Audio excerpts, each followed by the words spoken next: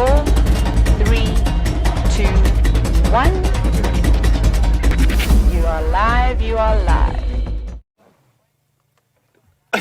Welcome to the Sunset Safari. We're trying to show you one of the most spectacular things that you don't normally see during the day. But of course, this is proving to be a little bit difficult. Now, just through one of these little bushes is a little bush baby who's watching us. And because it's been so cold, it's decided to come out into the sun. And then I'm just gonna try to swing my... And this is literally right next to where we park. Okay, I think if I do this and this. So it's actually in the garden of Mike and Candace, who live our neighbors. By the way, I'm Brent Smith. We have Wiem Dornbank on camera. This evening we have Jamie Patterson and Jean-Andre out in the other vehicle, and Rebecca and Louise in final control. Okay, now back to the bush baby search. Okay, so I'm going to take this branch here. I'm going to go into that little thicket there, is what I can see. Okay, Wiem, I'm going to try to show you it's come out a bit. Oh no, look. Do we see it there? No. Okay. I don't know. This is getting quite difficult because he's just peering. I can just see his ears looking at us. So if we come out, Wiem, let's try to see where this. Okay, go. Junction of little branches. Can we go a bit further that way? Okay. Let me just have a look now if I can. Oh, so. Okay, come down a little bit. Down a little bit. Yeah, it's just back through there where we saw that little fly buzzing. Okay. This is proving to be quite difficult. So what I think we should do is maybe go, so say hello to Jamie while we try to get these bush babies on screen. But it has, hopefully will be managed. They're just in the most peculiar spot. So let's go say hello to Jamie, and hopefully Wiem and I will have the little bush baby that I can see peering at me shortly. I'm quite cross with myself because I completely forgot about the bush babies. I even went and scouted where the vehicle could go and then promptly got in, forgot about it, and off I drove. But a very good afternoon to you all. Starting off our afternoon drive with a lovely, what was a pair of lilac-breasted rollers, is now a single lilac-breasted roller. And I always feel that one should always take advantage of these beautiful birds and just stop and have a look at their stunning colors. Good afternoon to you all. My name is Janie and I have Jean-Andre on camera with me this afternoon. We're going to head out into the wilderness and see if we can challenge Brent to his challenge that he laid down this morning, which was to find as many different species of cat as possible. Now this morning he said that he was on a cat challenge, which Wiem and myself promptly, I think safe to say we won that, since we found an African wildcat, the first African wildcat sighting in a considerable period of time. I say that like we got anything else but very, very lucky. But we were fortunate enough to spend 2.5 hours with it this morning, incredibly relaxed, surprisingly so. It was something that absolutely probably has made my week, and I'm grinning from ear to ear. And it is a sighting that we shall be discussing this evening, amongst other things, with Fireside, or on Fireside. Last half an hour of our show this evening, of our Sunset Safari, will be a fireside chat. We'll just be Brent and myself listening. Sam has gone on leave. We'll chat a little.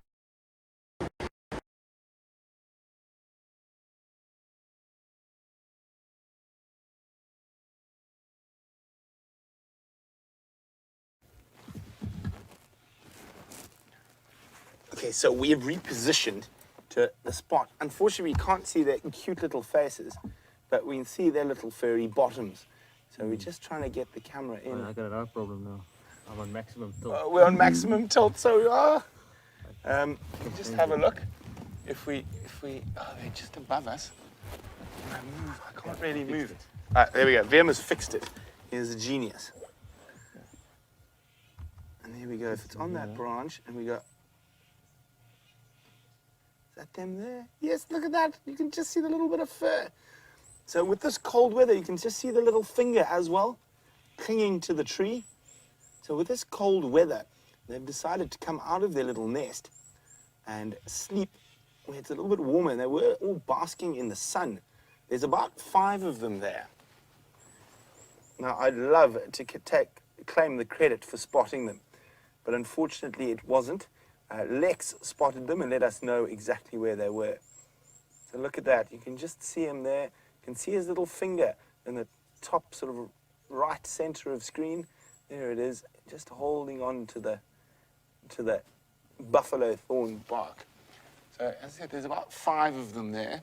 The rest are sleeping on top of the branch, so you can't really see them. But they're in a little huddle, all cuddled together. Now, bush baby families often sleep together and then they head off foraging. The youngsters will generally stay with mom, but once they get sort of adolescence, they do forage individually. So this is the tiny little South African bush baby, or South African Galego, and a real cutie. And it's not often we get to see them during the day, but hopefully if they keep roosting in this area to get a bit of warmth, we'll find them before drive one afternoon when they'll be out in the open a bit more.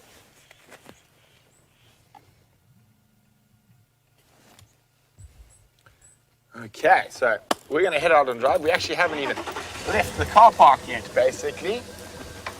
And we're going to just get out of here, watch the antenna. Okay, we just need to drop the antenna a bit to get out of here. There we go.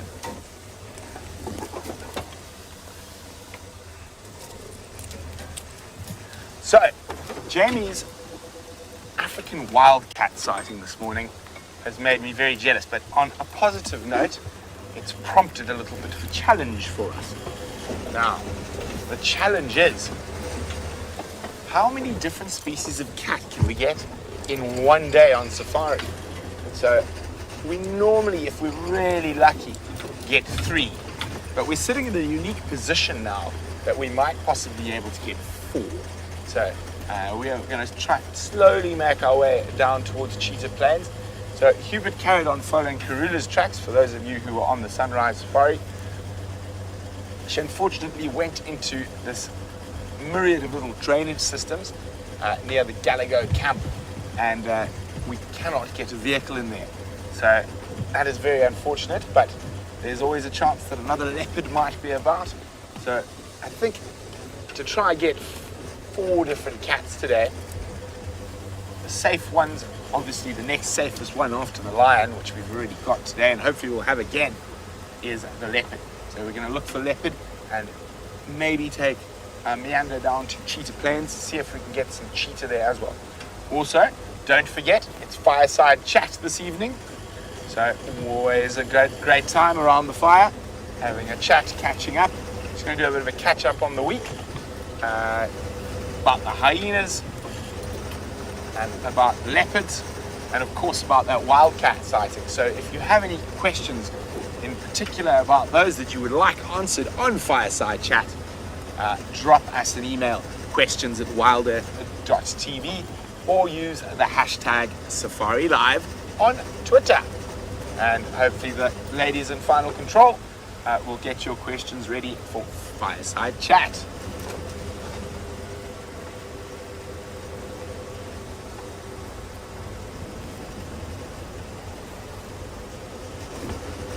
And it is a beautiful, beautiful winter's day.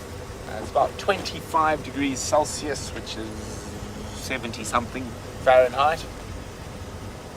And we are up there. Not the dove on the right, Fem, the little bird on the left. Do you want me to go back? No, this will work. Here we go. Ah, a grey-headed sparrow. There you go, just in case no one's got a grey-headed sparrow on their bird lists, there's one with that beautiful deep blue sky behind it. Definitely the most common sparrow species out in the bush. Pretty little fellas. You can see that bill that's designed for seed eating, so they'll eat grass seeds mostly, so Something must have spooked, or it's on the look for something, because normally you see them on the ground. There you go, grey-headed sparrow. I can just almost feel big cats this evening.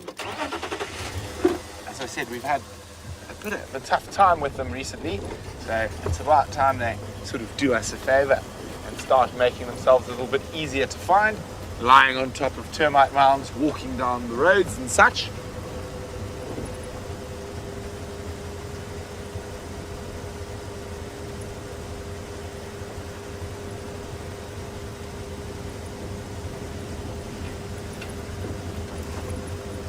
So unfortunately it seems like Jamie's got a gremlin, so she's just dashed back to camp quickly for the tech department to have a look at that.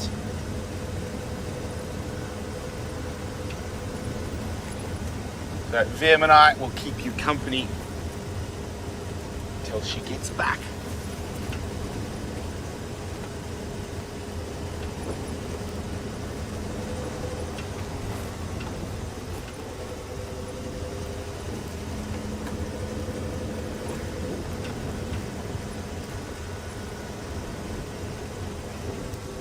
Now, it's amazing. We see lots of different marulas around, and some of them look really, really green like this one. You can just see the first start of a bit of yellow showing. And then other marulas, you'll see, have already started losing leaves very heavily and lots of yellow leaves. Now, that quite often just depends on their access to underground water. So the marulas that are sitting on good underground water, their leaves tend to last a little bit longer as we move into the dry season, and the ones that aren't lose their leaves a little bit quicker. Of course, this could also be rainfall, but the rainfall's been pretty uniform through this area this year, and that is a very little rainfall. So I think it's more to do with the underground water this year, and you'll see which marulas have access to better water. And here's a perfect example. We've just gone past that marula tree. It almost looks still green, a few bits of leaves turning. And here we have another marula tree, no more than 60 or 70 meters from it. And you can see almost all the leaves have already fallen off.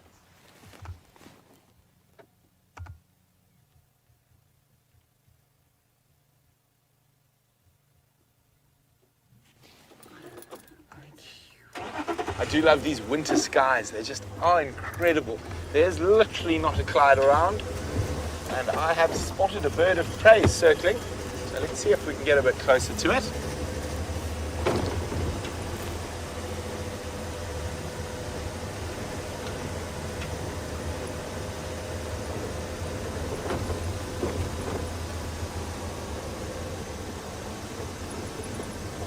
Where did that bird go? I just saw it flying there. It looked like it could be an eagle rather than a vulture. Maybe a snake eagle.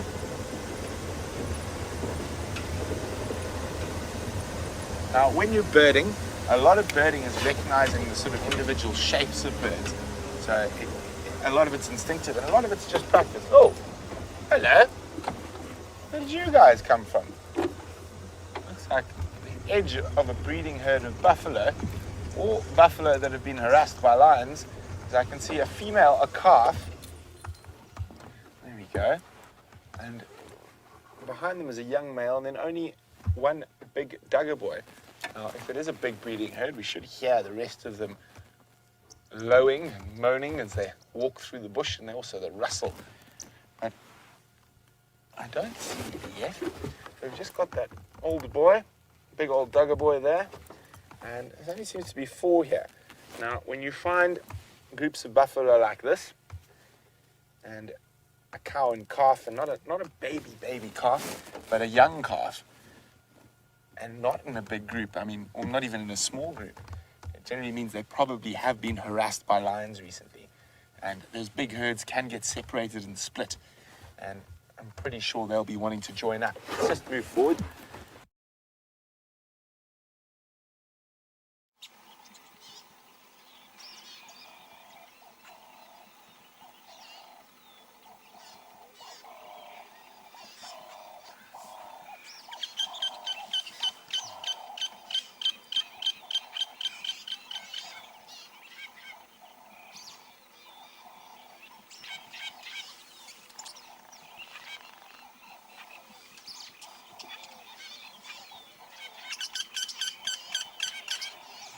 Sorry about this, everybody. Perhaps something has pushed over the Gauri repeater, just like the elephants have pushed over this marula tree.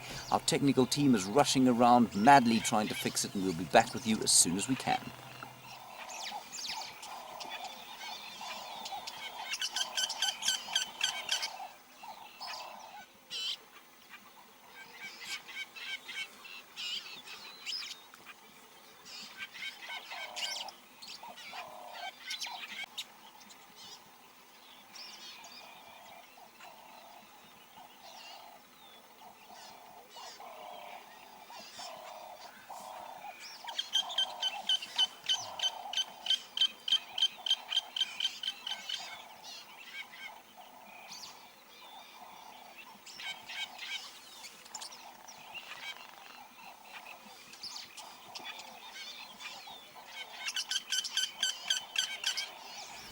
Hi everyone, we are experiencing technical difficulties, but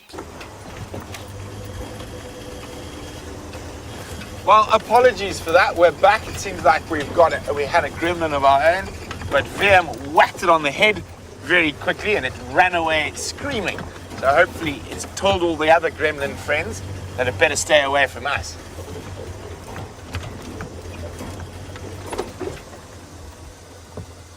Oh, it's Nelson! Nelson, hello, boy! Let's get into the one, I'm pretty sure it's him. It looked like he was not looking at us out of his left eye. The one-eyed, one-horned impala with one ambition, to avoid Queen Karula. So we actually were worried that he had expired for a while, but he keeps surviving and he's all on his own. You can see the damage to his eye there. It's almost sort of a milky blue lens over that left eye. There we go. You can just make it out.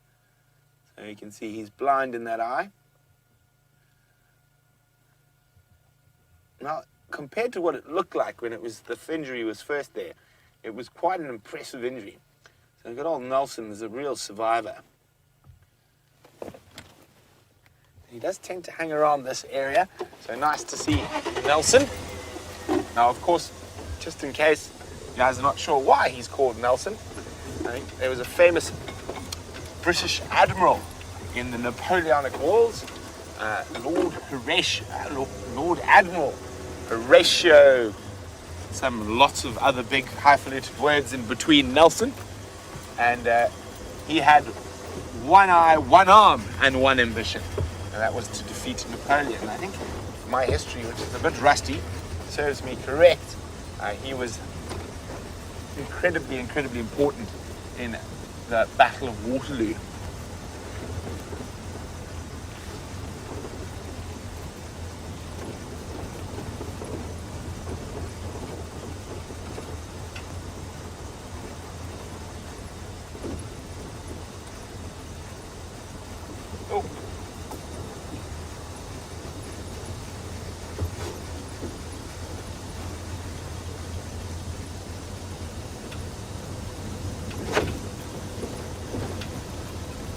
Well, Curious One says she thinks everyone was too excited after this morning's drive to plug in the camera batteries for charge. Curious One, that I can guarantee was not a problem.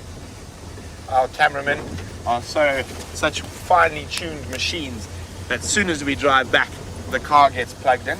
So the cameras don't run off batteries unless there's a slight problem. We have a bank of batteries here that power the camera and all the other things that make the zigamazags and the jigamajags get all the way to you at home. So that is definitely not what happened. Unfortunately, you must remember we are out in the bush and we do bounce around and go through thickets and every now and then we do need some TLC. The vehicles have been going through a serious weekend of TLC. I'm back in Rusty. Jamie is in Wendy. They've had some special doctors come down from the big city to have a look inside their insides, and we've identified and fixed most of the problems, and there's a few small problems that are not too serious that will be fixed as soon as the spares arrive later in this week coming forward. So it is that time of the year. when we're doing some TLC to the vehicles and equipment. And we're about, as the crow flies, about 450 kilometers from the big city where the special car doctors come from. But in terms of time, it's about a 6-hour drive to get out here to where we are. Unfortunately, the best mechanics seem to live in the big city and not out here in the bush. So very fortunate that the guys could come down and work this whole weekend to help us get the cars up and running to their full potential. We got to be nice to them. They are old ladies now. The youngest is Rusty.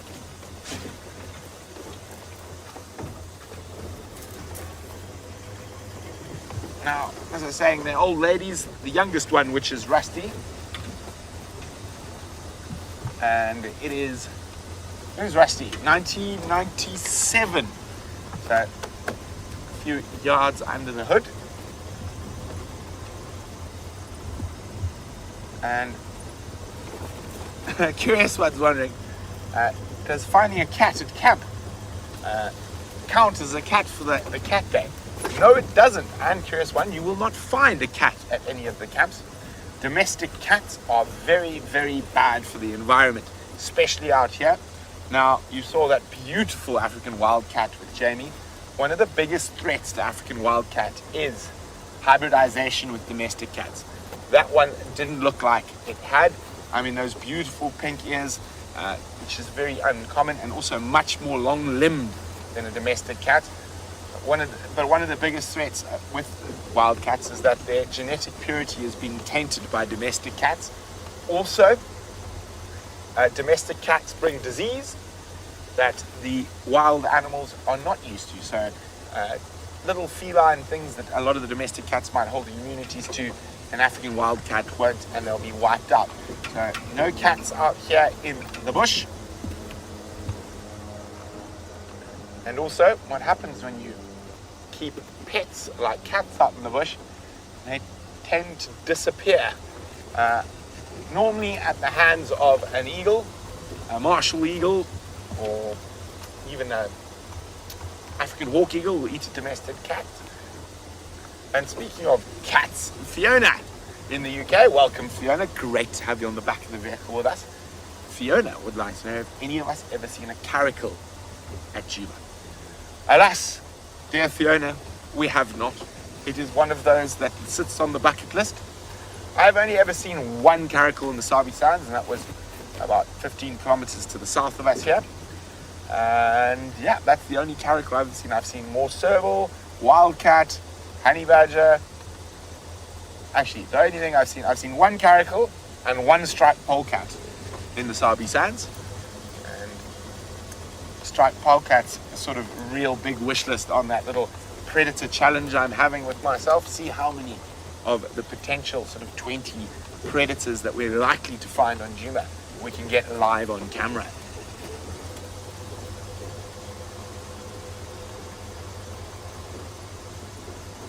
We're just slowly meandering down Twin Dams. Jamie and Hubert's carried on Karula's track, see if she comes out of that area. I'm going to check around that side. I'm thinking Queen Karula, she might pull a sneaky one. So I'm just checking back down to whence she came from. There were no cub tracks with her. So it is possible if she doesn't successfully catch anything on Djuma, she will return back to where the cubs are.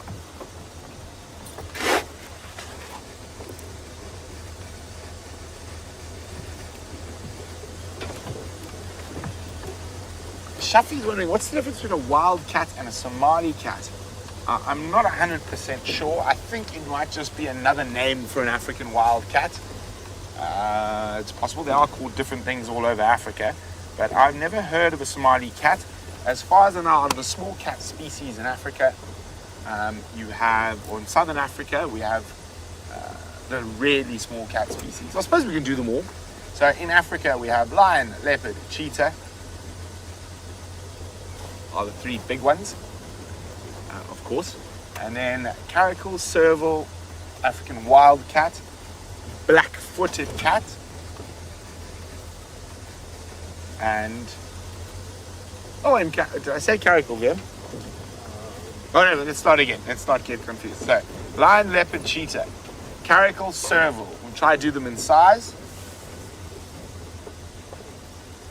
African wildcat, black-footed cat. So those are the 7 cat species. Sand cat, we're getting there. Well done, there. 7 cat species that occur in southern Africa. Now, if we head further north, the first new cat species we encounter, if my memory serves me correctly, is the golden cat, which is endemic to the jungles and rainforests of Central and West Africa. Golden cat. Then, now, if we head further north, oh, excuse me, sand cat. I think there are 9 cat species. I might be forgetting one, but I think there are 9 cat species in all of Africa. Why don't you check on that for me? Double check. And of course, we're not including Felis domestis, the domestic cat.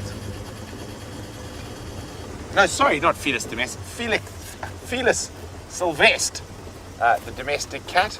And that is not an indigenous wild cat, but a very interesting thing nonetheless. I wonder if anyone can tell me why the domestic cat is called, why a certain cat, I've given it all away. I've made a complete hash of that, but I'll tell you about that in a little while. But Jamie seems to have her gremlins under control and is back on the road. We beat the gremlins off from their savage attack fiercely, or at least we hope we did, and we are back up and running with not a cat, but an equally unique and beautiful animal, considering we sometimes take them for granted. And we've just got a lovely picture of a mare and her foal having a little bit of bonding time between the two of them. I can't even remember what I was talking about before I disappeared off your screen. I'm sure it was something most profound and important, naturally. But never mind, we shall start from scratch, and the cat challenge is still very much in the forefront of my mind. But this is just too peaceful a scene to ignore. Tails swishing furiously, trying to keep the flies at bay.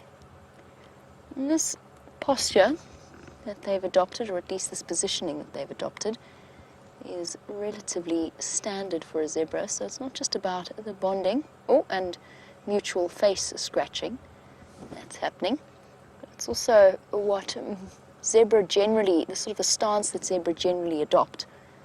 You'll see one facing forward and one leaning against it in the opposite direction, both allowing tactile contact, but also watching each other's back, quite literally. And then, of course, the useful face rubbing post also helps. Got a young zebra foal. Could it be the one that James witnessed the live birth of just a few months ago? Maybe. It's the right area for it, and it looks to be about the right age. Oh, time to go. The mare has decided.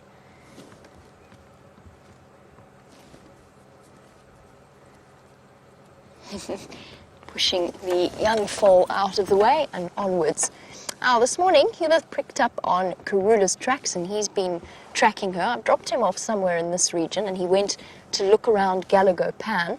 I found her scat, at least I think it was her scat, sitting in the middle of the road. It caused a little bit of confusion, just because it was a little bit small for Karula.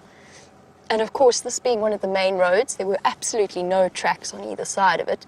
But there were monkeys alarm calling when we finished off the sunrise safari. I raced through to see if I could find them, and I didn't have any luck. But we've had a monkey's alarm calling at Galago Pan for the last few days. Aha! Oh, Hubert definitely went. Oh, off he goes. A very brief sighting of Hubert. He's heading back to the last Karula tracks that he had. He obviously took my warning about the herd of elephants that were crossing towards him at a rapid rate. He obviously took that quite seriously. And there he is. I was going to follow up on these elephants. I just want to contact him very briefly on the game drive channel? No, that's okay. Let's leave him to go about his tracking. Let's follow up on the elephants while they're drinking around Galago Pan. And Lex has just called me to say that the guests there are heading out earlier. Oh, no. Hubert is coming. Let me just go chat to him very quickly.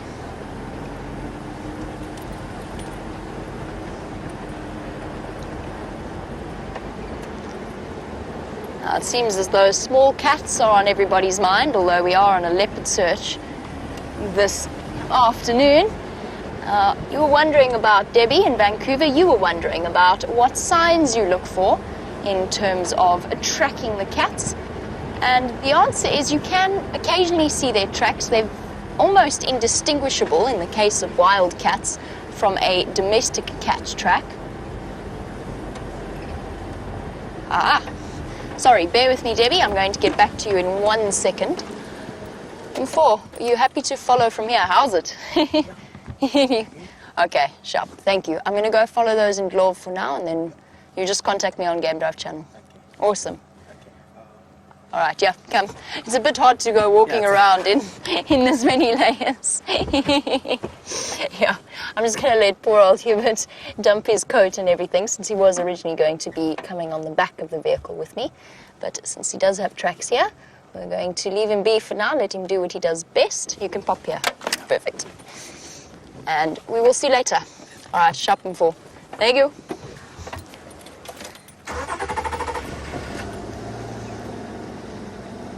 And off he strolls into the wilderness, hopefully to find us a leopard. We've got an additional weapon on our side in this cat search, this cat challenge. Now, Debbie, you were asking about the signs of the small cats. Yes, we see their scat, although African wildcats do often bury theirs, just like domestic cats, or at least scrape to cover it, just like the domestic cats do as well.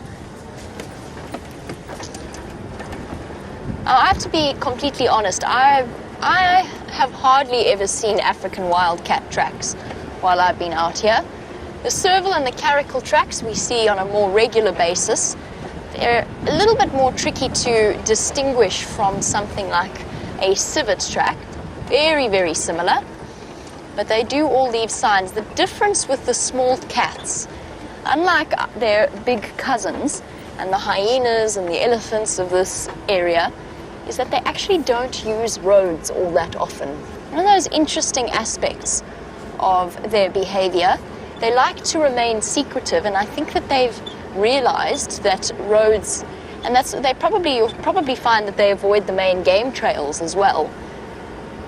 For them, clearly they can move stealthily enough, they're small enough that they can move stealthily enough without having to utilize roads, without having to utilize game paths. And what that means, as I'm sure you can imagine, is that their tracks are a little bit harder to spot. Now, Hubert, as he heads out into the bush, and I am aware that there's some confusion about how to pronounce his name. I've asked him a couple of times, and he says it's Hubert. It's Herbert. Herbert, not Hubert. Obviously, that's how he wants us to pronounce it. It's spelled slightly different, but he wants it pronounced Herbert. Well, that's how he pronounces his name. He, of course, is an expert in following tracks off the road and off the beaten track.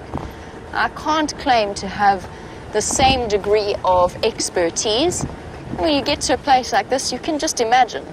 I mean, just looking at this kind of terrain, you can just imagine, without a game path, what it's like trying to pick up a small cat track there.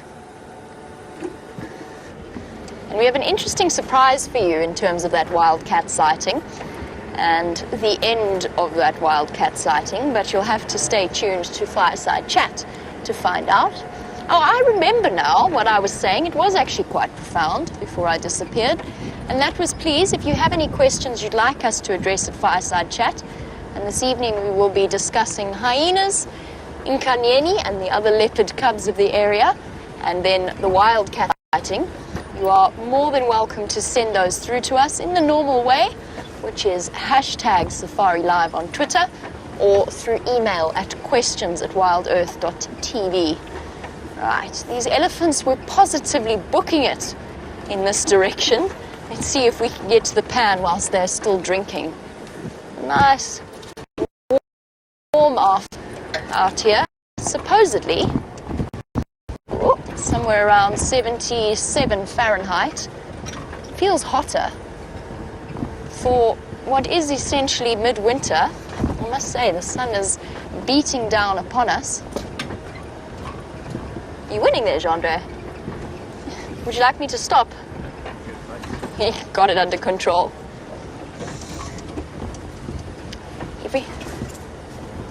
Every now and again, as we go through underneath a tree or underneath a low-hanging branch, our antenna that sticks up behind us, some of you have seen it on bushwalk, you've seen it when we pass one of the other vehicles. We have to obviously put that down, and sometimes it bounces right down, which is not something we want to risk. We don't want to risk the risk of gremlins returning once again to our vehicle. So, where are these elephants? They were positively racing in this direction, but surely we can't have missed them already.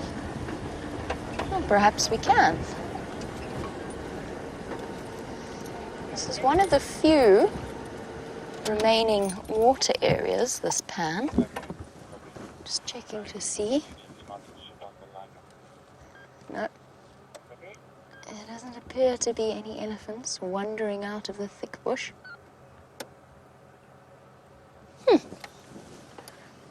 no sign of Karula, or indeed those monkeys that were alarm calling.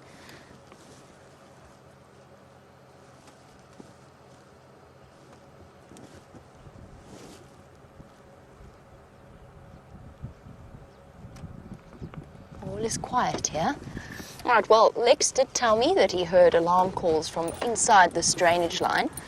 I think that's what we're going to go and do. We're going to go check around here, see if we can't spot whatever's causing this consternation. But I must say, I have a very strange feeling of deja vu.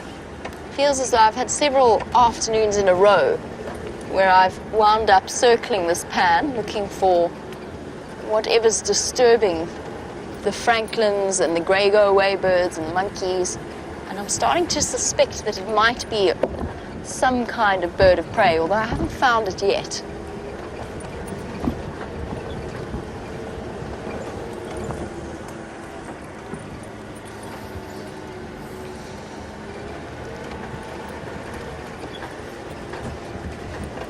Yeah, we did just miss the elephants. I've got their tracks walking along the road. Try and find a nice clear example for you. Not the best, but you can see how flattened the ground is in the sunlight. Spaces where big flat feet have gone wandering. Oh, they came through here so quickly. See how they're on top of all of the vehicle tracks? They've obviously been through here very recently, and I can see from the crisp, clear lines around them that they are very fresh, so that we just missed that elephant herd. They obviously didn't stop for too long of a drink stop. Maybe even thinking about heading rather to the Voyatella Dam.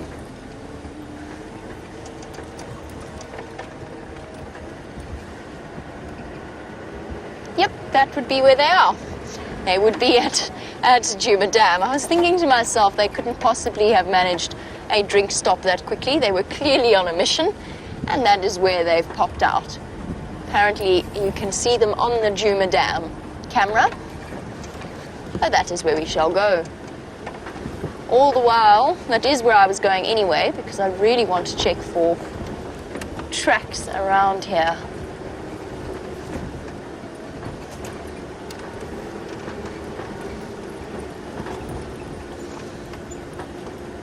Sounds as though they're still on the move and that they're only having a quick drink stop. And it looks as though we've encountered a... Oh no, there's Lex. I was about to say it looks as though we've encountered a driverless guest vehicle.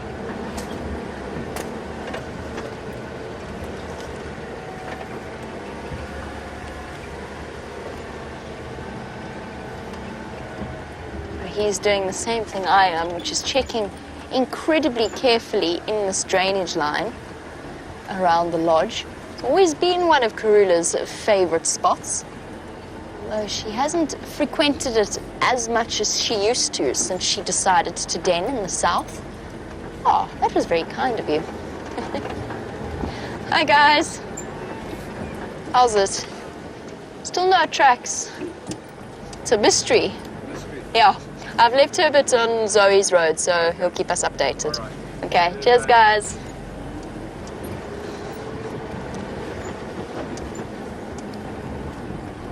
Since we don't have any tracks, let's go and follow up with those Ellies for now, and then I think a quick trip up to the lions. And really, we are just entirely far too spoiled for choice when it comes to this afternoon's drive. I'm sure that Cheetah Plains, the biggest problem, of course, with this cat challenge is that Brent is on his way to Cheetah Plains, which, as the name suggests, has a far higher chance of cheetah than anywhere else in those nice open clearings. We shall see. You never know, a cheetah could pop out here. Aha!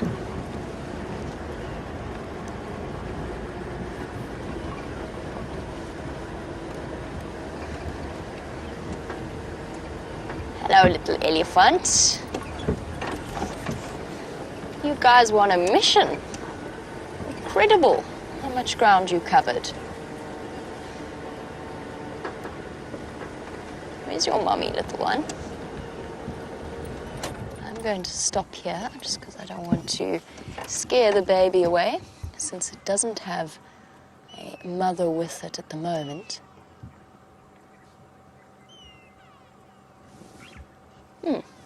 Did you get left behind by the rest of the herd? Did your appetite distract you a little bit?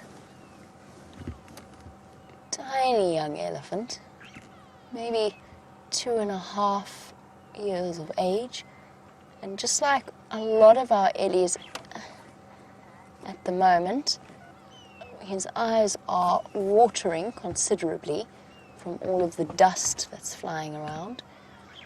Although the rest of the herd have gone walkabout, determined to enjoy that sprouting acacia tree first.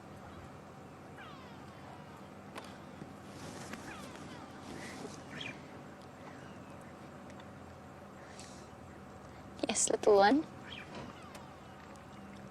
And even oh, I can hear rumbling behind this baby, so it is not alone. I would never have suspected it would be.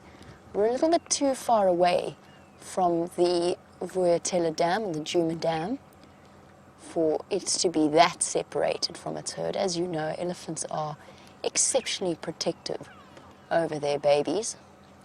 There's no way they would leave a little one, particularly what looks like a little female, behind. The bonds are far too close in an elephant herd for that to be the case. So casual. Back foot behind the front, and I can hear lots of elephants moving about. And of course now the go-away birds are calling frantically once again. Not frantically, almost absent-mindedly. You go using those feet to uproot the plants. Still not 100% coordinated with that trunk. There's the rest of most of the rest of the herd in some quite dense vegetation. Wouldn't you love to know what goes through the mind of an elephant when they decide to move? What made that entire herd almost run to this spot? They really were almost running, and they clearly haven't had a good water break. They clearly haven't stopped and had a long drink, because the baby would have had a chance to splash itself, and it doesn't look like it's been into the water at all. So if they did go past Galagopan, they didn't stop for very long. And they were, when we saw them, they were doing what Brent always describes as the elephant water walk. And yet, that clearly wasn't necessarily the end goal. And that must have been a message from one of the females, the older females, to say, come, let's go. and quickly. There are good plants to be eaten on the eastern side of Mvubu Road. Whoopsie, wrong way? Would you rather go the other way?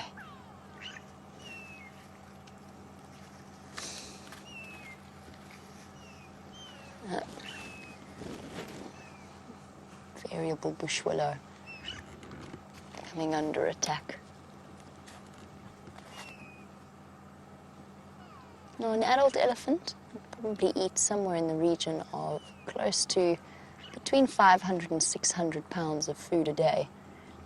This little girl, who has probably only just recently been weaned, although she might still be suckling every now and again from mum, will need much, much less in terms of solid food. Probably somewhere in the region of 70 to 80 pounds of food in a day.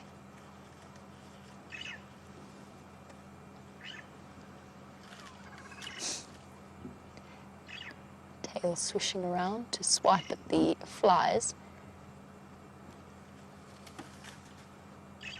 Oh, big stretch.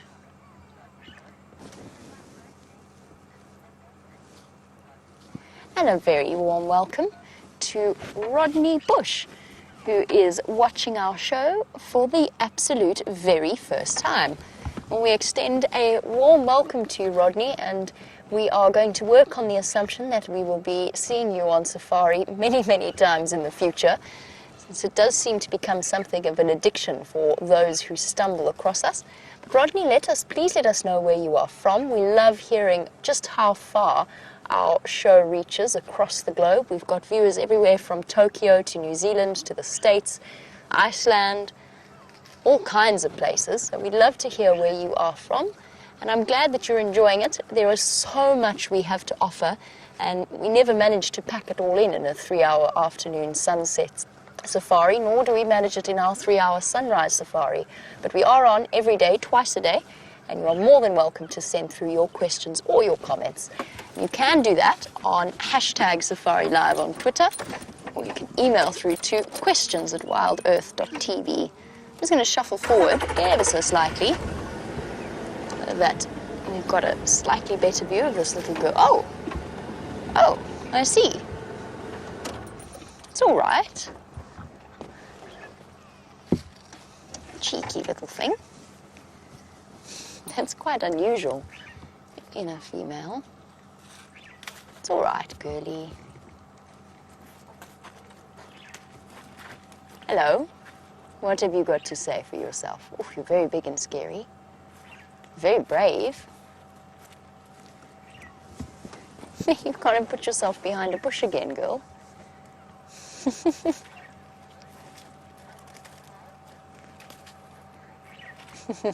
Rodney Bush was taken by shock and surprise at our impromptu greeting. Oh, that doesn't look very comfortable, girl. Sorry, Rodney. Didn't mean to shock and surprise you. But again, you are welcome to send through your questions and comments.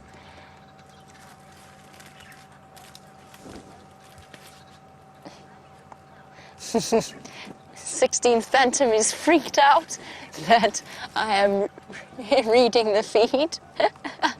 Another new viewer to welcome to our live safari. Well, you know, we have our ways, we have our means, and yes, we do. Because you can't go on a safari, a real-life safari, without being able to ask your guide questions, and that is essentially the idea behind our entire show. It's not just about looking at the animals, it's about learning about them and having a conversation about our special characters.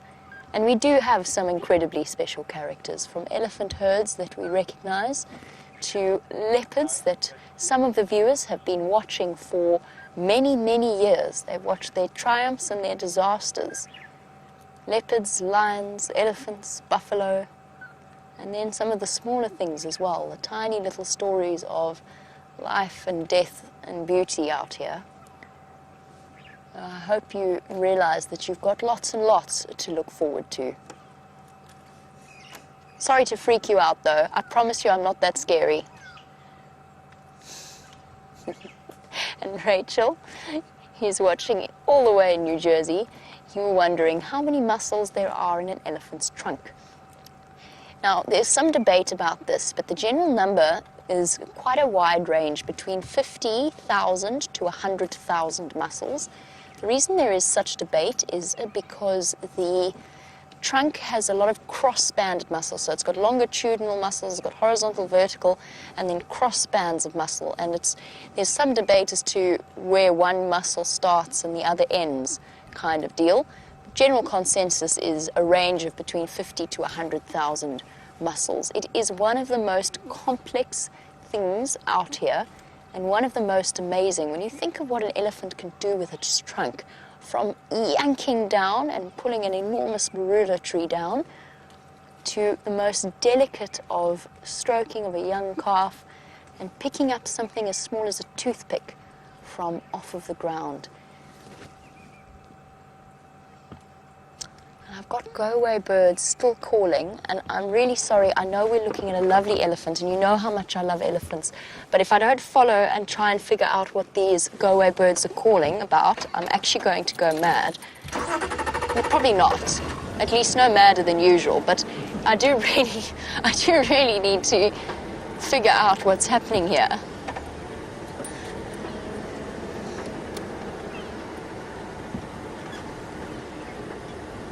Now, Debbie, while we cruise along and try and figure out what got these go-away birds so upset, you were wondering if monkeys and go-away birds will alarm call at the smaller cats. The birds especially do, and that's actually how this morning when I was caught out, when the wildcat made her rush, that I realized something was going on, because the drongos and the cisticulars all of a sudden started alarm calling. Monkeys will do as well. Sorry, I'm not looking at you right now just because I'm trying to focus on what's got these birds so upset. But I am giving your answer my absolute fullest of concentrations. So they will alarm call, in short, yes. Monkeys might not be inclined to alarm call for as long for something like a wildcat, which generally is not really a threat to them, not even to a young vervet monkey. But for something the size of a caracal or a serval, it will absolutely alarm call. Chandra, you can see it there, sitting up there. The starlings. Can you see the starlings? The go-away bird is further to the left. It's at the top of the tree, Chandra. The one with the leaves. Keep going. If you go at sort of 9:30. Yeah. Bit to the right of that, a little bit to the right, and there, it's in your right-hand side of your screen now. Oh, right. There we go, thank you. Sorry, that wasn't an easy spot at all. What? You can't fly away. They're all so cross in the middle of this block. What on earth has got you so upset? Well, there's simply no other thing for it. I have to go for a walk and to see what's got them so riled up. While I do that, Brent's got a view, and a slightly better view of a much bigger elephant than mine.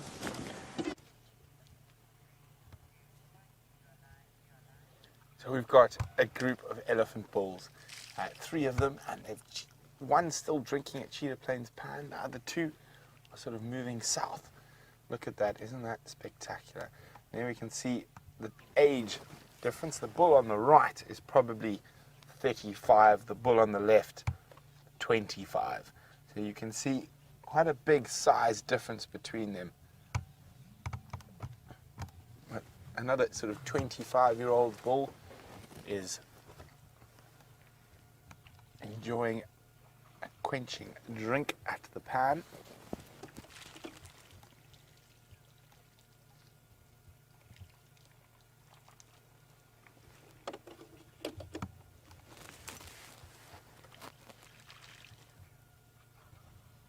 Just a really beautiful, serene sight.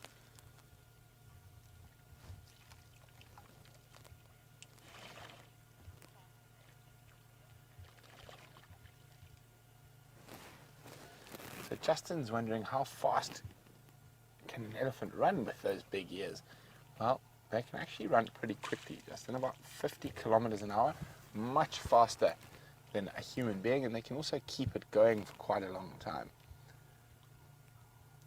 And look at that. Really hoping that these big boys might just start playing in the mud, but they seem to be more content to just have a really nice sedate drink before moving on.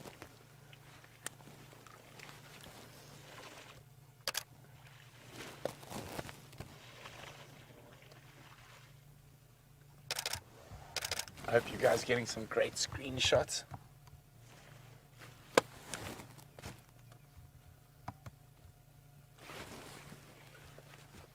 There's the other two. The older one on the right, the younger one on the left. Plucking what looks to be young acacias growing.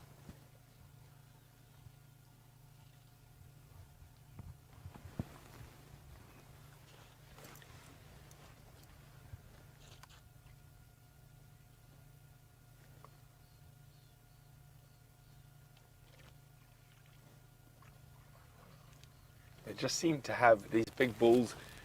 It's not that sort of pandemonium and helter-skelter that you get with the breeding herds. They just seem to have all the time in the world to just stroll through the African bush.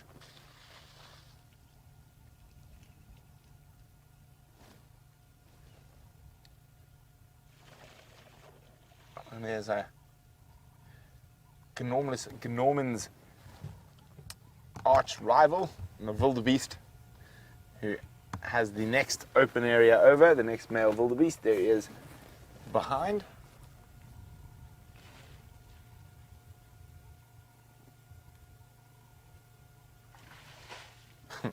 Having a look back towards the eddies, or the eddy still drinking.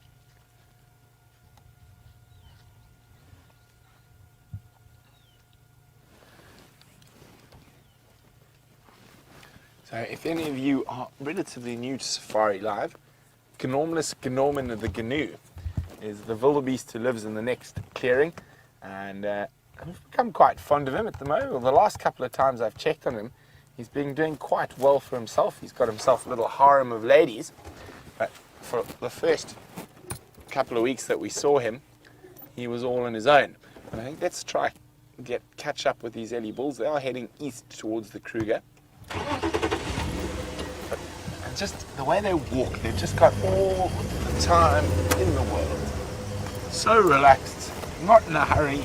As I said, none of that real helter-skelter you get with the breeding herd. Now, a big bull like this can weigh up to about 6 tons, 6,000 kilograms, which I think is around 18,000, 19,000 pounds. And he's going to eat about 700 pounds of vegetable matter in a day. No, not that much. Oh, well, 600 pounds at least of vegetable matter in a day. Drinks about 20 gallons of water. Now, of course, they can go for a little bit longer without water if they need to, but if there's water available, they will drink every day. Hello, boys.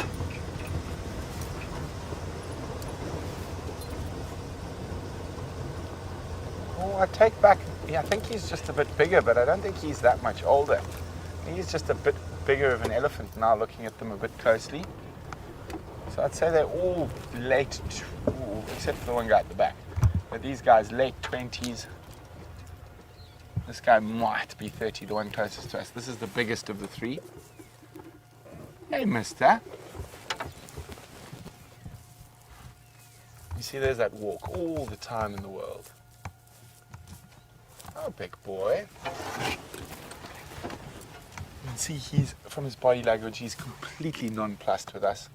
He's smelling where breeding herd's been on the road. You can see there's some dung and some urine there. So he's checking what the girls have been up to. And quite often you can find these guys trailing them. Here we go. This is just, I love spending time with these big bulls. Incredible animals. Here come the other two.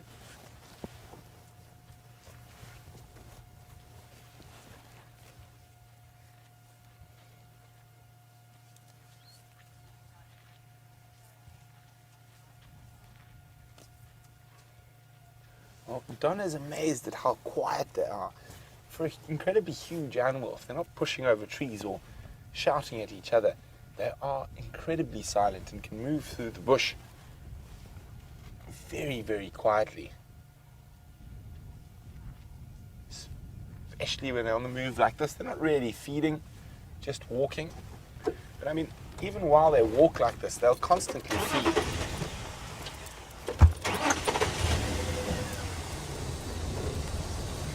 Checking the next spot of urine and dung from the herd. Now, that herd from the tracks and the freshness of the dung I can see probably came through here late last night or early this morning.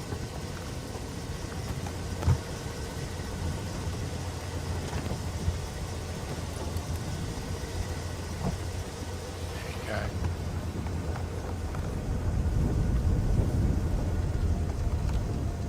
See, they're always feeding as they move, occasionally picking up like that guy did there. A little snack on the way.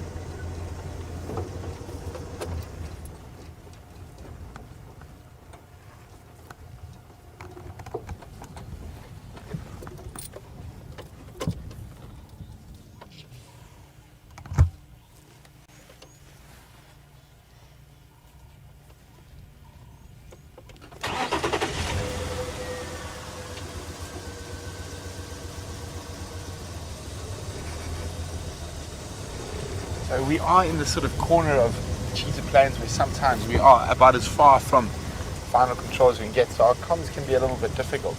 But Ashley from Missouri, I think, is asking if they break their tusks at quite an old age, does this already affect the way it feeds as they've become so used to feeding with them? Well, actually, to a little degree, they are incredibly adaptable. So they learn quite quickly to deal with that slight break in the tusk. But these gentle giants look like they might head into this slightly thicker area and start feeding. They could move straight through, but just, oh, he's still sniffing. I think he's still looking for a herd. He's not really feeding, he's smelling where they went.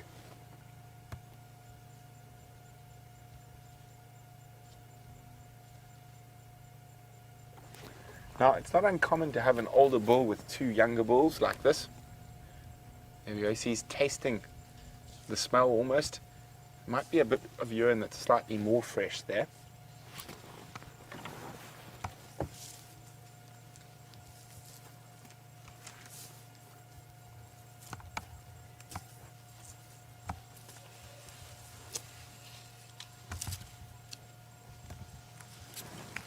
So we can hear a helicopter in the background, and it is full moon at the moment, so the anti-poaching guys are out in full force.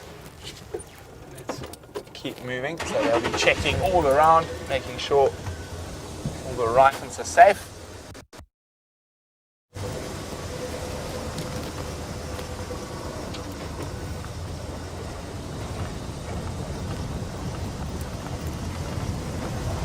So let's try and see. I just want to see where these elephants are going. I've got a feeling they're going to go into this very thick area up ahead here. Maybe not. They might walk straight through.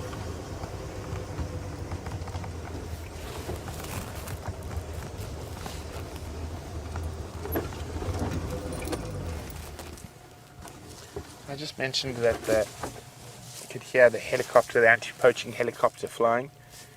And Kathy in Tennessee is wondering, do we let them know who we are so they don't get confused?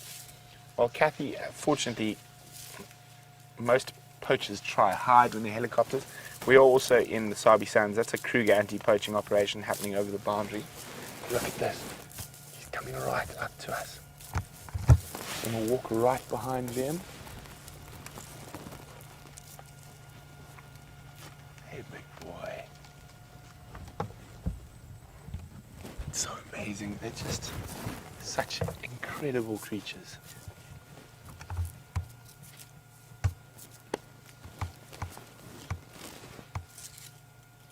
But he's definitely on a mission, I think, trying to sniff out that breeding herd.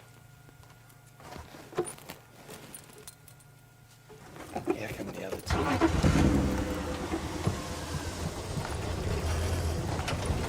So as I said, it's not uncommon to find multiple bulls together. We don't see it too often at Djuma, and that's probably because we have a lot of breeding herds around. But in other areas where the breeding herds aren't so common and the bulls like to sort of hang out and there's not so much ruckus, you get big old bulls often surrounded by younger bulls. And there's a wonderful old Swahili word that's often used to describe them. They're described as askaris, or guards. Basically the protective unit to the big old boy. The hearing's a bit better, the smell's a bit better, and I suppose you could almost say that the big old boy is passing down a little bit of knowledge. I think that's not really the case here. I think they're all quite close in age. I don't think there's more than 10 years between them. But I think you just shoot up ahead onto the next open clearing.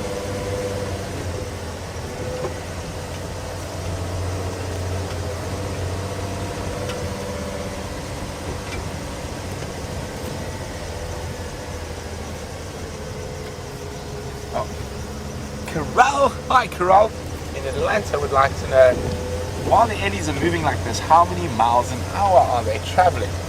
Oof. I'd say at the current walking pace they're probably doing in kilometers an hour, about 9-10 kilometers an hour. In miles, I'm afraid, I'm not too sure. I'm just trying to predict where he's going to come out, and the sun is glaring at me. Gone into those thickets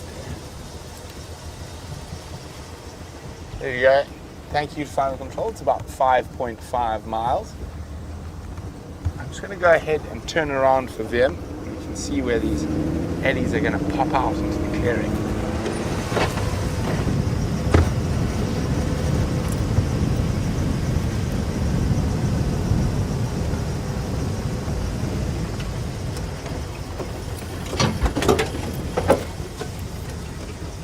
There he is.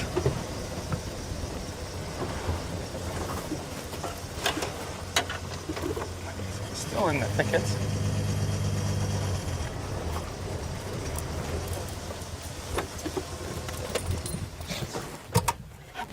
He's definitely on the trail of a breeding herd, just judging from his behavior. Have a look there. Is he's definitely the leader. The other two seem to just follow him, and he's got his nose to the ground, sniffing his way.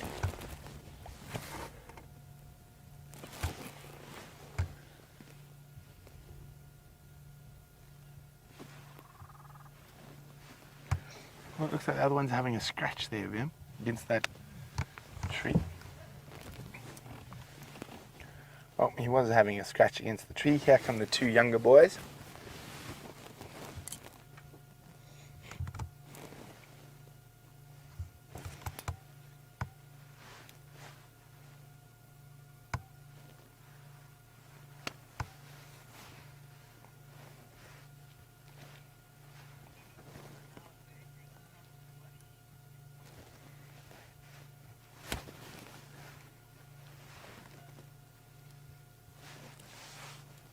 They just have that essence of time.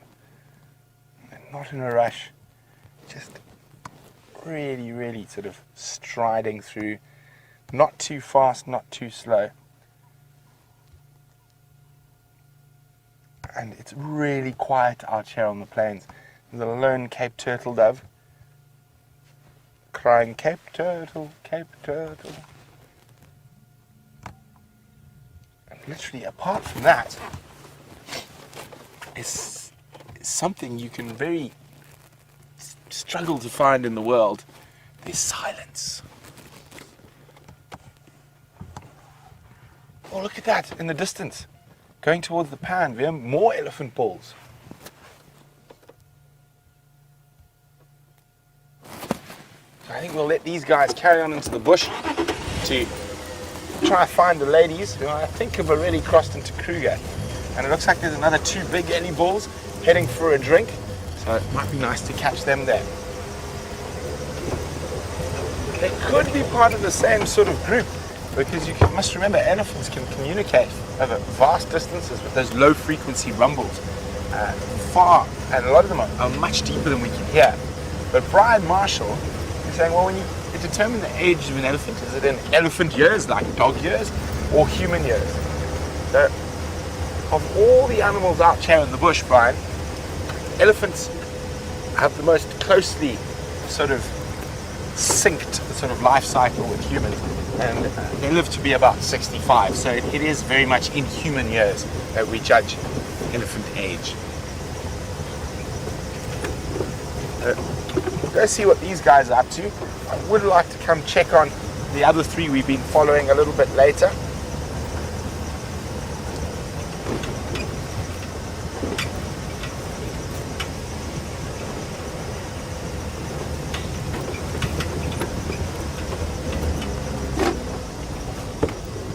Hold on, we're just going to go a little bit quicker through here.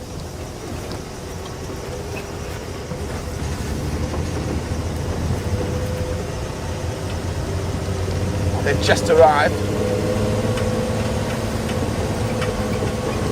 Well, it looks like the wildebeest was also going to go have a drink at the same time, so let's get in there.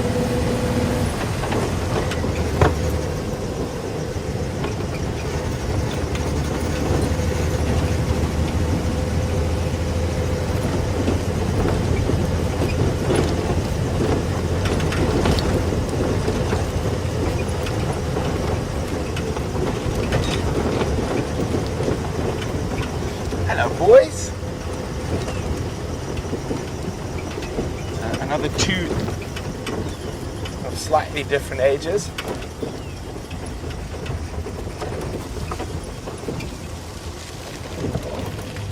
How's that, Ben? Would you like me to try and get on the other side of the light? Yeah, let's see a bit. So we're just going to try and move around them. The light's very harsh. We're facing due west. Oh, it looks like Norman might have lost a few ladies to his nemesis.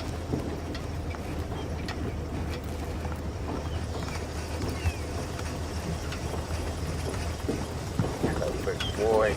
Now he's a bit older even than the other we've just been looking at.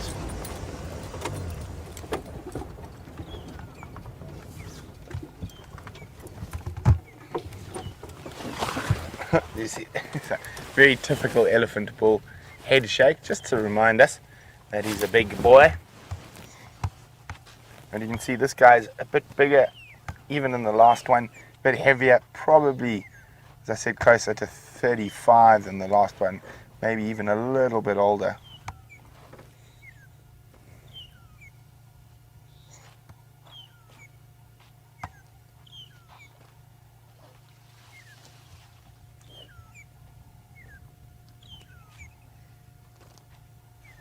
Yeah, very noisy virtual standing behind us.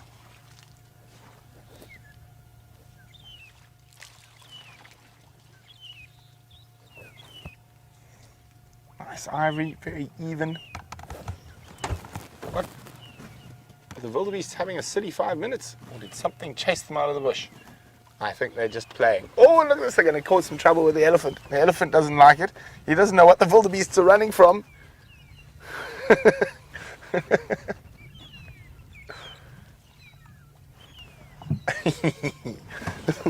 Isn't that funny? Even the biggest animal in the bush can get a fright from the cloud of the bushveld. Oh, here it comes. Is the next one going to charge off? Now, wildebeest, when they start playing like this, can be very funny, and they really upset the ellies.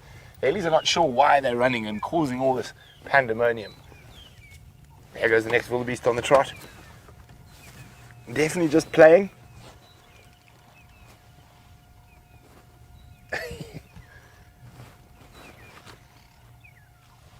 Stretching those legs. Beautiful camera work, VM.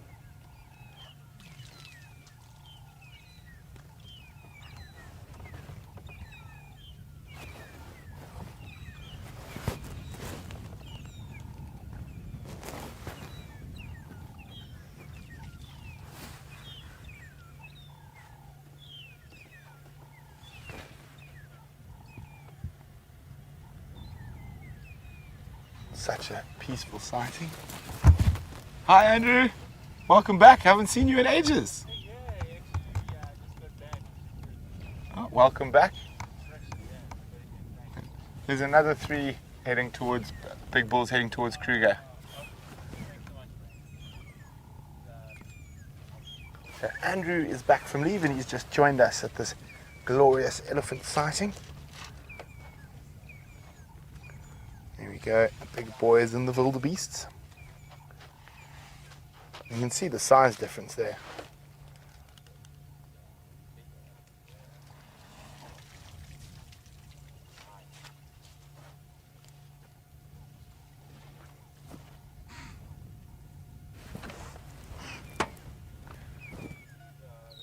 The wildebeest started snorting. At what, I'm not sure. You never know with wildebeest, they can just be silly.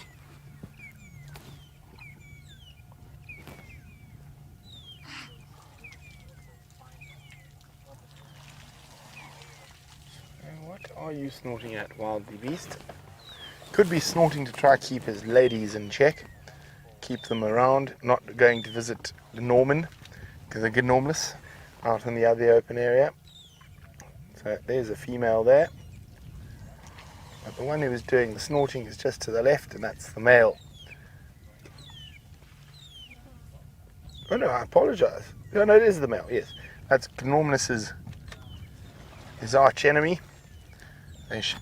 Their boundary is probably about 150 metres beyond us. Oh, and off they go again. Now, that's the female running in front. He's going to definitely try to keep the ladies from going to the next wildebeest's territory. Or possibly Norman is making a play and pushing into his territory there. Looks like another male wildebeest there that he's taken off to go chase. That's probably what the snorting was about. Seeing off any possible competition. Well, they could just be going for a nice afternoon jog.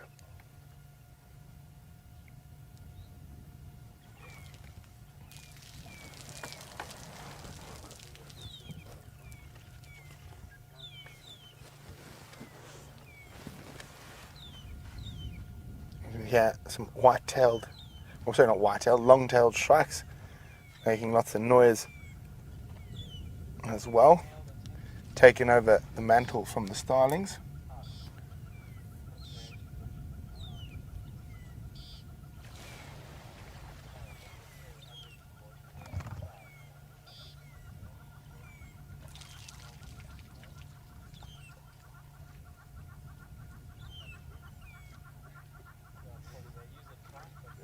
Something incredibly calming about spending time with big ellie bulls.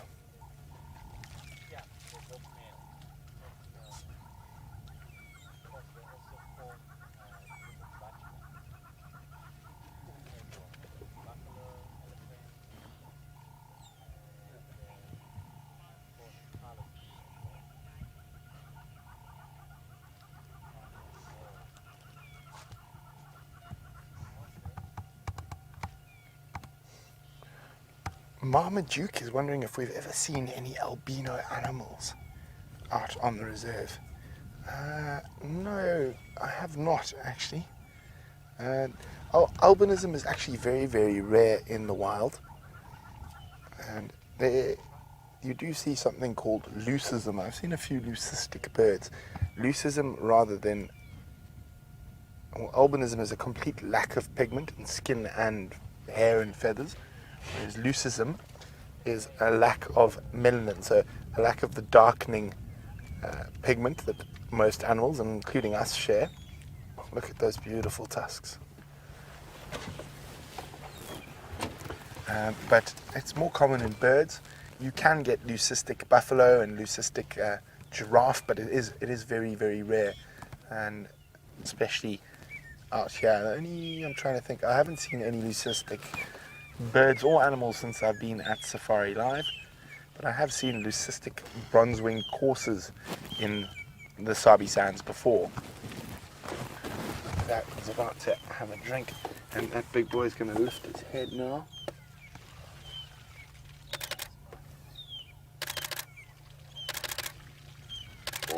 Oh, isn't that gorgeous?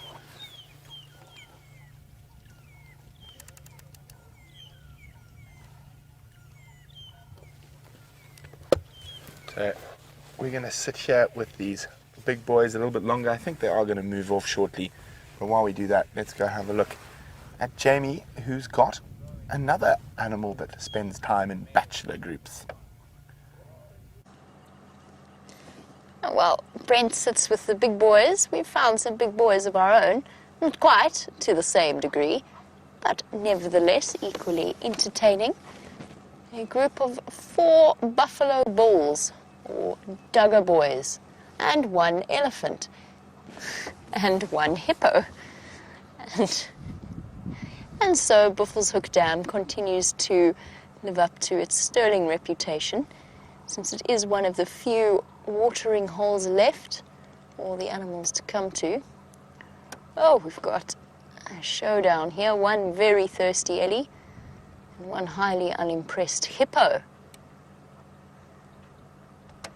Oh, the hippo is most definitely not silly enough to pick a battle with an elephant of that size, but he's starting to feel more and more pressurized as the dam starts to go down. It's no longer a safe zone, and he's feeling pressurized and restricted, although that hasn't stopped him from playing host to a terrapin that is currently hitching a ride and making full use of the fact that the hippo can't fully submerge at this depth. The elephant and the hippo are eyeing each other up. The elephant is aware of the hippo's discomfort. The buffalo watch on with their usual expression of, what would we call it?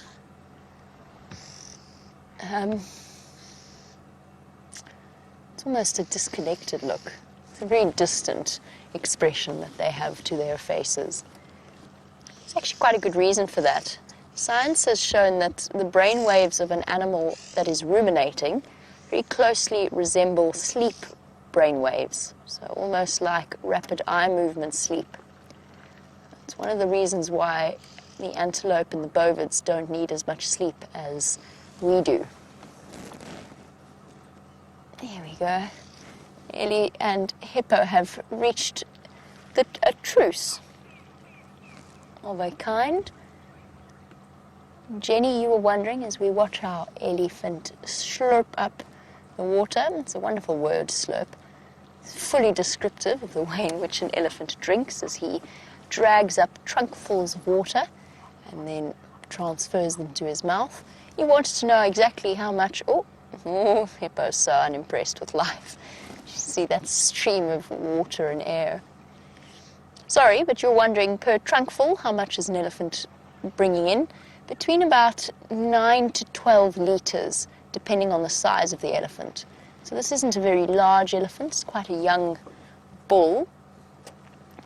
He's probably taking in, if I had to guess, about 8. And please do forgive me, my litre conversions are not what they should be, so I'm going to have to leave it up to you to convert that measurement to gallons, or whatever your preferred unit of measurement happens to be. I'm okay with pounds and I'm okay with feet, but litres, gallons, ounces and I, not ounces, but litres and gallons and I, have never really got on all that well. Interesting. Elephant telling us a lot here with his body language. He's actually feeling slightly intimidated by the hippo. And he's now been scared away by an impala as well. Oh, he's going to be so embarrassed. That was an impala, you silly Ellie. No. If we have a look at him, yep, he wants to take it on. He wants to prove that he's big and scary. See that tail swishing and then a very, very clear sign with that head up posture. Elephants, yep, here we go. Here we go. Yes, you go intimidate that impala. And the impala can't really take the elephant seriously. He knows he's much faster and quicker, and he's also very thirsty.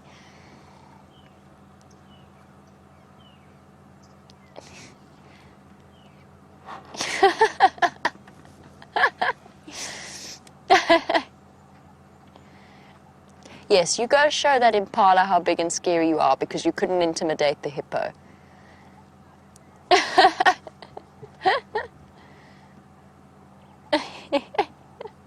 The Egyptian geese have taken off. The impala really can't understand what this ridiculous show is all about, and I promise you,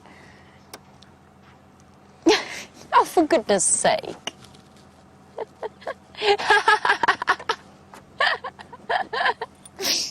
And round the other side. If you're going to pick a fight, Mr. Elephant, you might want to pick a fight with an animal that you would actually be capable of catching. Yes, pretend that you came all that way to drink and that it had nothing to do with the impala. Sure, we all believe you. It was just that particular patch of water that you really wanted, of course. I can't guarantee this, but I feel almost instinctively that that was a response to the fact that he had to back down to the hippo, or that he felt intimidated by the hippo, and he wanted to save face. And the reason I say that is because I've seen elephants do that so many times. Very often it's when they've lost in a battle to another elephant and then they decide to come and take it out on you, sitting in your vehicle, because they think that you're the next best thing and they want to try and intimidate you, regain some ego. And unfortunately, it never quite works out the way they planned. Oh, well, boy, well done.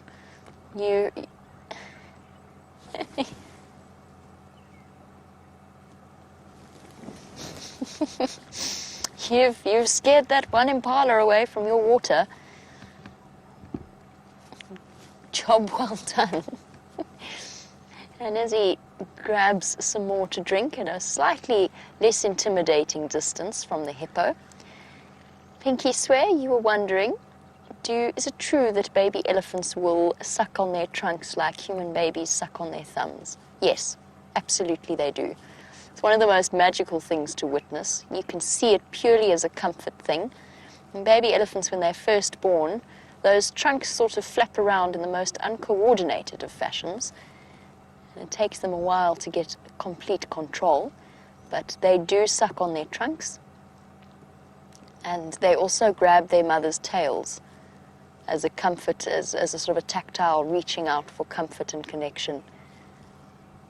You can't help but love elephants. They're just the most extraordinary creatures. And they, of all of the animals, oh yes, arabesque. And back to scratching your ankle. But yes, you can't, I mean, maybe I do it too often, but I can't help but interpret a lot of their actions through very anthropomorphic eyes. There's a lot of science to back up, though, the fact that they've got emotional intelligence second to no other animal out here except for us, out in the African bush. And probably only outmatched by dolphins, whales, and the great apes in terms of their social and emotional development. The hippo showing signs of what's known as displacement behavior.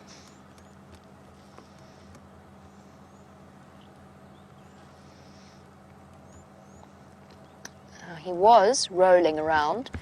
The next step will be yawning, depending on how threatened. There he goes again. That is not because he's trying to cover his back. That is a visual cue. That is him trying to show off that he's big and scary, and it's called displacement behavior. It's not quite antagonistic or aggressive behavior, but it's just a couple of steps removed. The next step is for him to start yawning. He's already blown air a couple of times through his nostrils.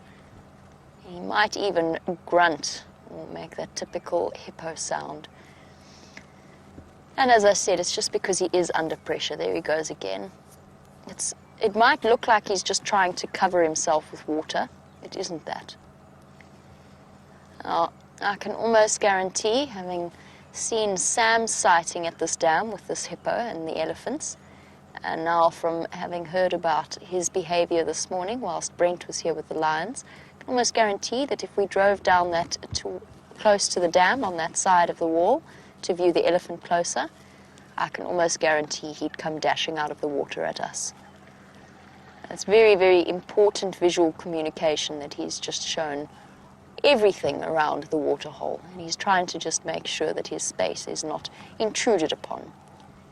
Now we've got this young Ellie bull drinking away. He's actually got quite an impressive set of tusks for an elephant of that size. He might even have relatively large tusks when he grows older.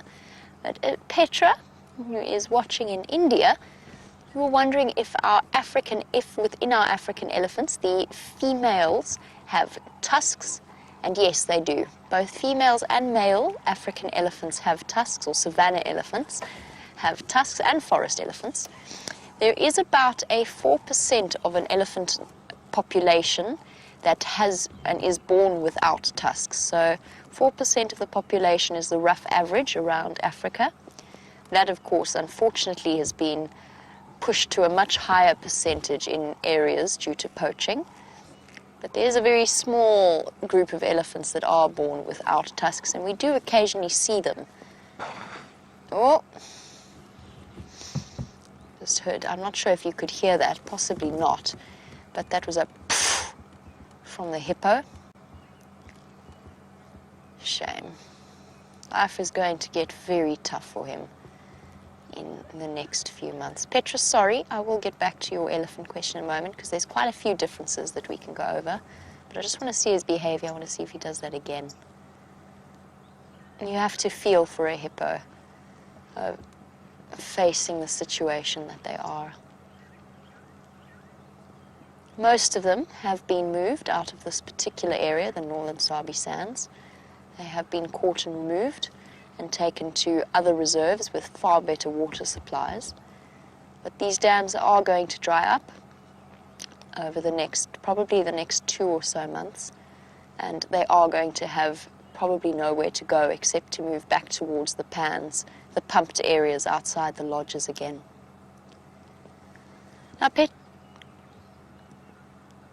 and Doodles, sorry, just to go finish that train of thought, yes, all of the dams, the big dams, like Buffelshoek, Treehouse, Sydney's probably as well, and depending on whether they decide to pump it or not, Arathusa Dam will dry up. So, yes, they will dry.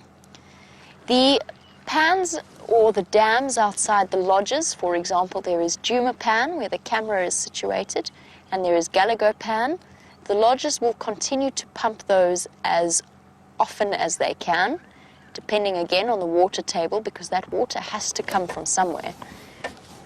But most of you know by now we are in for a really serious dry season. The next big rains are only predicted in probably around December of next year, possibly even January, February, and oh my goodness, I'm sorry. There's some very, very bright sun shining in my eyes. Chandra trying to shade me from it. Thanks, Chandra. Try and keep my head still. Thank you. Wow, now I'm seeing purple spots. But yes, we are in for a very serious drought. The dams are going to be completely dry. But worst of all, because there will be water available for the animals, the food is going to become in very short supply. Let's see what happens here quickly while this elephant walks past the hippo, because he's still not entirely impressed with the situation and the fact that he got out. He's going to pretend, I think. Oh, there's the air puff coming again, the hippo. he's going to just pretend that he's leaving just because he wanted to. And the hippo standing upright a little bit, but realizing that the elephant is on his way. And he will, oh, you see, there you go, looking backwards again.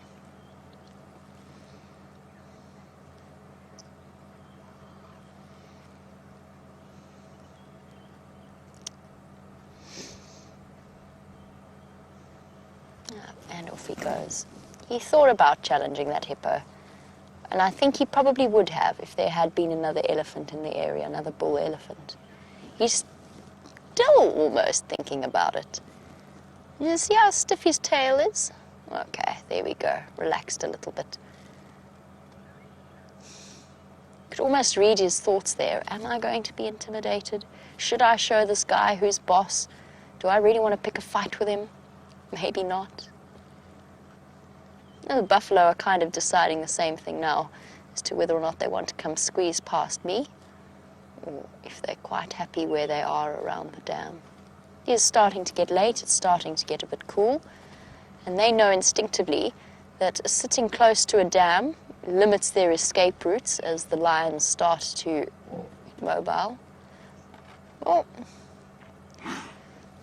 One of the buffalo took offense to the presence of the other. And look at that bird. Sorry, it's down there, Gendre. It's the other left to the right. Here we go. Having a jolly good dust bath. Awesome.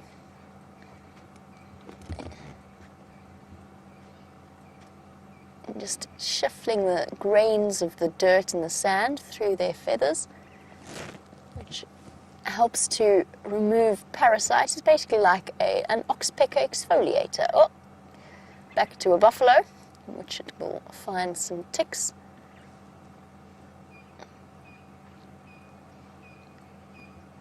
Oh, you're causing trouble, Mr. Buffalo. What you doing?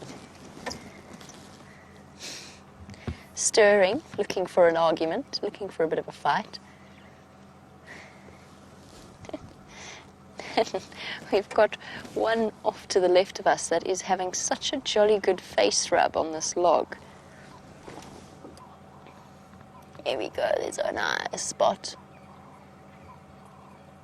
Oh, shame boy. That skin does look a little bit itchy. Most buffalo have some bald patches around their faces. This guy looks as though his skin's not in the best condition. And it's probably this constant rubbing and scratching that has left it as bald as it is. Well, yes, that's the spot. That's the itchy spot. Oh, and there by the horns. Is that better yet? Not quite. Still there, still itchy.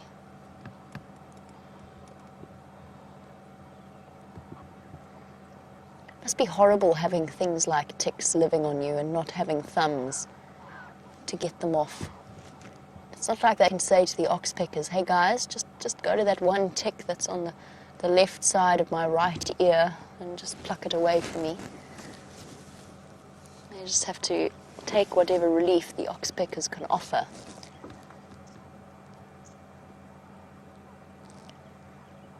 Okay. All better now, is it, boy? Yep. As I said, these buffalo boys won't stick around close to the dam as it starts to get dark. It's a dangerous place to be.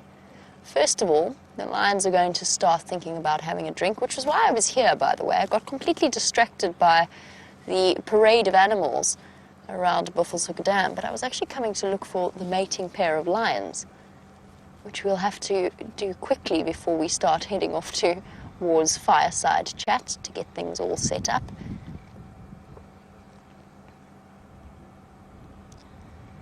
Petra, I never finished chatting a bit about the differences between African and Asian elephants, although I think you will be fairly familiar with the most basic ones. Of course, our elephants in South Africa and in Africa, the tip of their trunks have two, what do you call them? Oh, for goodness sake. Two lips, whereas the Asian elephant only has one. And then the main difference, of course, being the size of the ears, which I'm sure most of you are aware of. The African elephant with it. Thank you, Chandre. Perfect. African elephant with its large ears and the Indian elephant with its tiny ears. So I just wanted to finish that off before we leave Buffelshoek Dam, because I'm going to head off and search for those lines. While I do, let's find out how Brent's perusal of Cheetah Plains is going.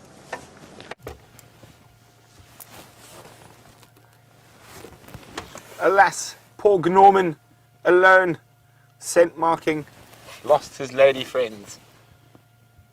As you can see, he looks forlornly to the south, where on the other side of this clearing, Gnorman's other arch emesis resides, and he has got the ladies.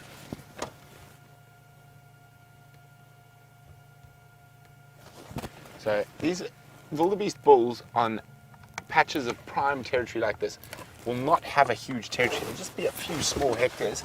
So Gnorman's got the center part. There's another bull who's got the southern, and then that bull we saw running around with the ladies who's got the northern part of these open clearings. So when territory is correct for them, they don't need a vast area to defend. And this is prime country, so all three of these bulls are in the best condition of their life to be able to defend this area. Now, VM and I spotted some cheetah tracks, and the general direction was towards this area. Unfortunately, they look like they might be from last night. Oh, see Norman scratching and marking all his sticks in his domain.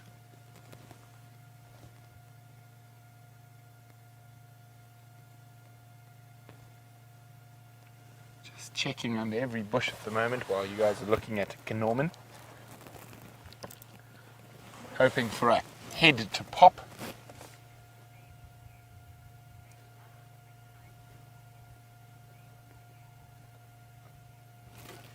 Well, baby Gnu's wondering, are there different types of wildebeest? There most certainly are. We have two species in southern Africa. The blue wildebeest, which we're looking at now, and the black wildebeest, which occurs on the high veld, on the grassland plains of the high veld. And there are different versions of the brindled gnu or blue wildebeest, which we see. There's a white-bearded, white-tailed version, and that's the one that partakes in the massive migration in Kenya and Tanzania. Now, my favorite of all the different wildebeest, blue wildebeest variations is the Nyasa wildebeest. I don't have a picture of him with me, but do yourself a favor, Google it. Nyasa, spelled N-I-A. SA. Smaller than these guys. They live in the Miombo woodlands and around the rivers in have little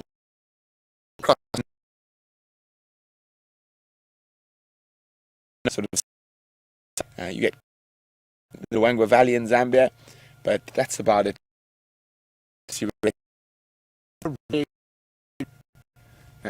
We're going to come out here, but no such luck just yet. Now we are going to check back towards where we had last tracks. There's another road that we haven't checked yet that runs parallel to the park boundary, and that's where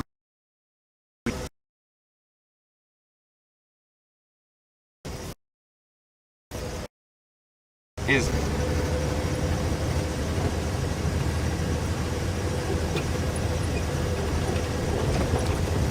And it was VM's eagle eyes who spotted the cheetah tracks.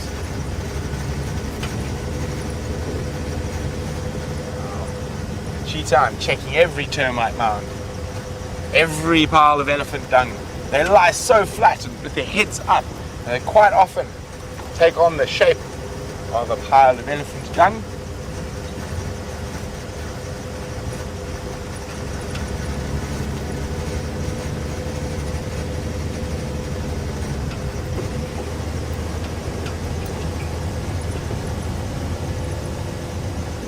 last place we saw the tracks was about 300 meters that way. I'm going to go check this road here. It doesn't look like anyone's driven it yet, so fingers crossed.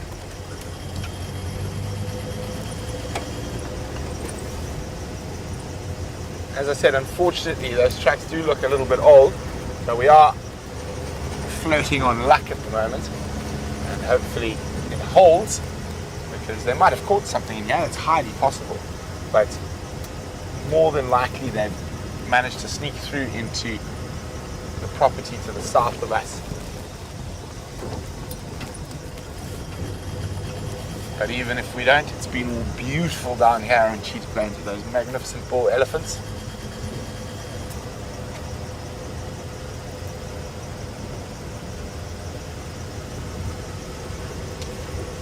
Yeah, there's a nice big game bath to check.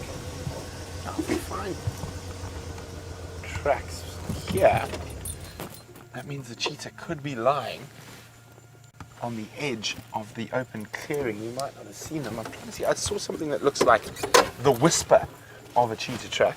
I just want to double check quickly.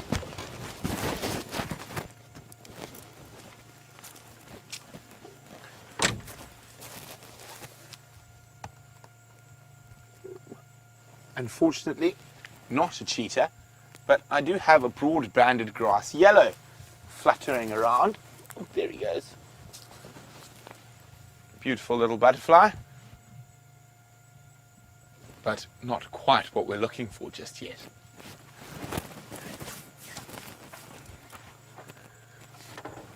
Oops, sorry. There you go. VM's got the broad-banded grass yellow, is looking for a spot to spend the evening. And even though they look so conspicuous when they fly about during the day, you can see when they land, they do look quite like a leaf. So that's how they, one of their defensive systems.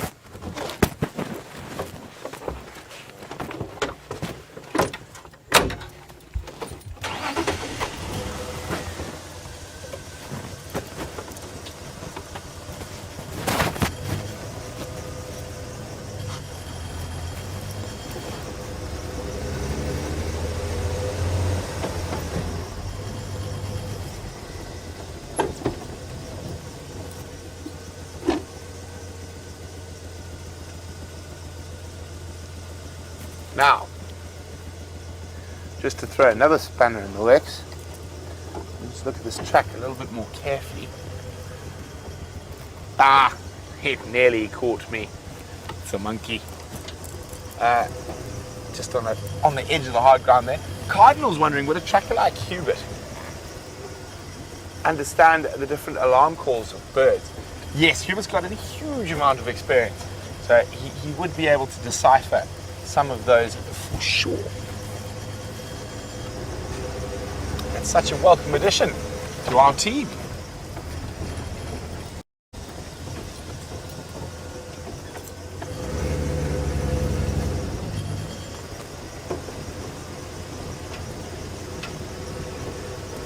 Unfortunately, my gut instinct, which is normally quite good, is telling me those cheetah carried straight down the Kruger boundary. We couldn't see their tracks because a herd of elephants passed over. But we will double check.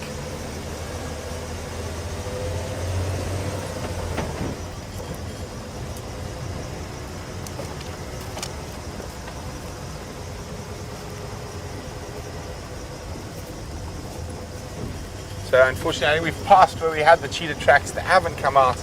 They have gone south, so, which means they have to come north one of these days. So going to have to keep checking down here. And of course it is.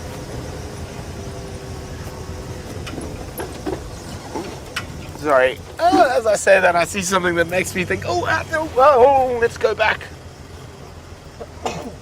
Bless you, Veer. Thank you.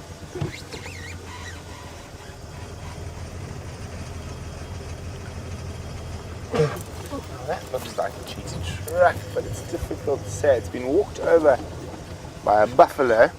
Let's go a little bit further down the road. It's been driven over. It's an older track. unfortunately. So, it is a Sunday, which means a wonderful day. It's fireside chat day. Bless you, VM. Sorry, I was very concentrated on looking at those tracks there, which means we are quite far. So, we're going to leave the area of the cheetah.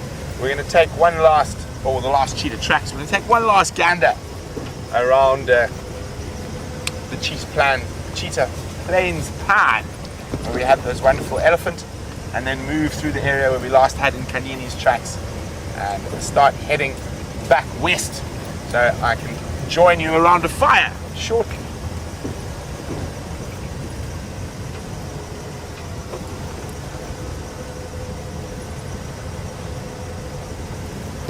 So we're talking about the different cat species we get here in the Sabi Sands and in southern Africa in general. And Jaden's wondering, have we ever seen a sand cat here? Jaden, we have not. Sand cats are very, very, very, very specifically in the North African deserts. So they don't occur here, unfortunately. I have never seen one ever. I haven't been lucky enough to go scurry around in the North African deserts yet.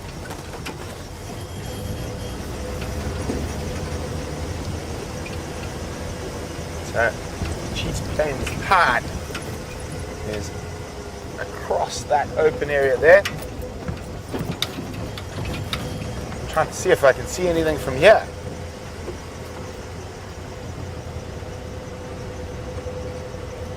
Nothing big. I can see just a single wildebeest there. Fix my chair there. There you go, that's much better.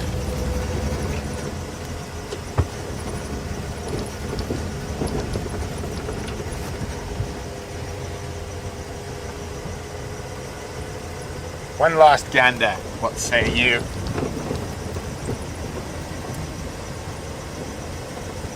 I think it's a good idea. What do you think, Vim? Yes.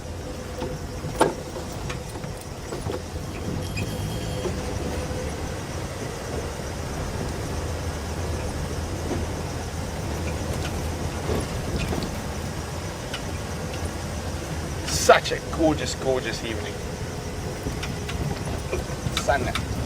So we're heading straight west towards the setting sun.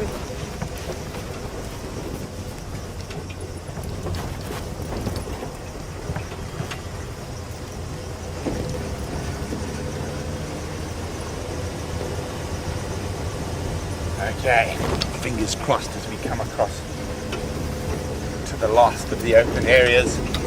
One we've been to, but has been quite productive for us today with those ellies and bullies. And impala, they weren't here earlier. Moving out towards the open area as it's getting cooler. And when they are just such beautiful animals, and you can just see in this gorgeous light how stunning they are. Such graceful creatures.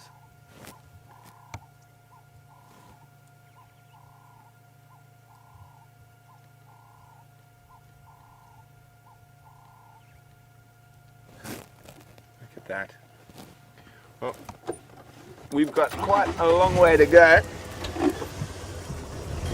So we're going to start moving quite quickly back towards Djuma for fireside chat.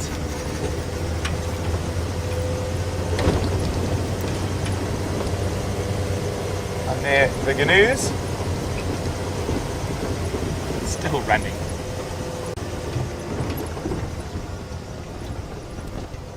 Bye bye, wildly beasts. Don't get eaten. Oh, there we go. That's Gnormland's nemesis, keeping the ladies in check. Oh, walking straight into the sun.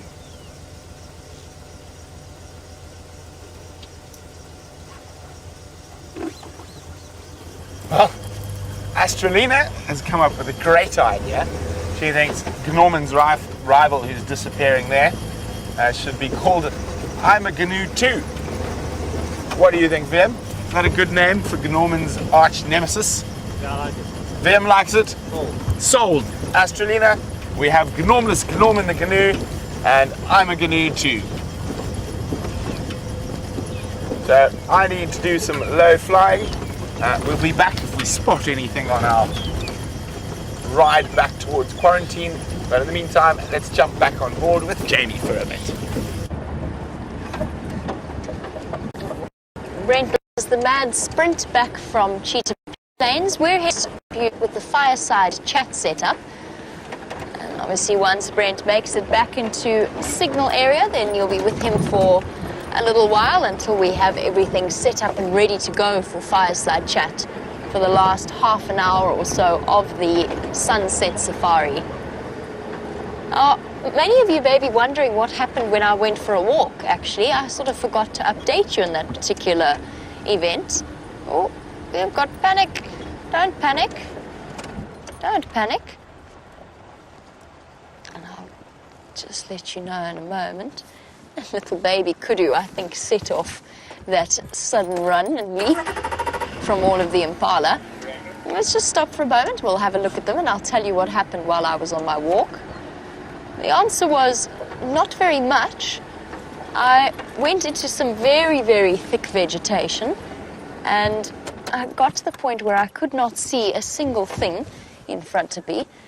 Still, the birds were all calling, the grey hornbills, the go-away birds. Oh, there's a magnificent kudu bull. Anyway, as I wandered into the drainage line, I suddenly remembered that we're missing an Nkuhuma lioness that hasn't had her cubs yet. And at that point, I started to listen to my heart in my throat. So when a francolin exploded out at my feet, my heart rate sort of doubled. Look at that. Sorry, distraction from that story. We've got some serious courting going on here. And that female, the fact that she's letting that male do that tells us that she is very, very nearly coming into estrus. That chin resting on her back is a very clear precursor to mating. You've got a really nice comparison here between the male kudu on the left and the female on the right. Get an idea of just how much thicker his neck is and actually how much darker they are in color, because you don't often get to see them side by side in this way. He's managed to find himself a lovely lady. He'll spend quite possibly the next 2 or 3 days in this process, following her about and waiting for her to be fully in estrus before she will actually allow him to mate with her. And in that way, she allows the opportunity for a bigger, better and stronger male who might be a better genetic choice for her offspring to come along and to chase this other male away.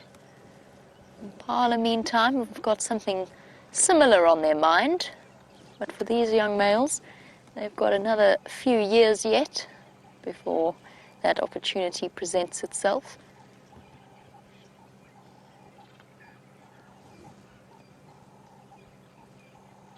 Practicing their fighting skills.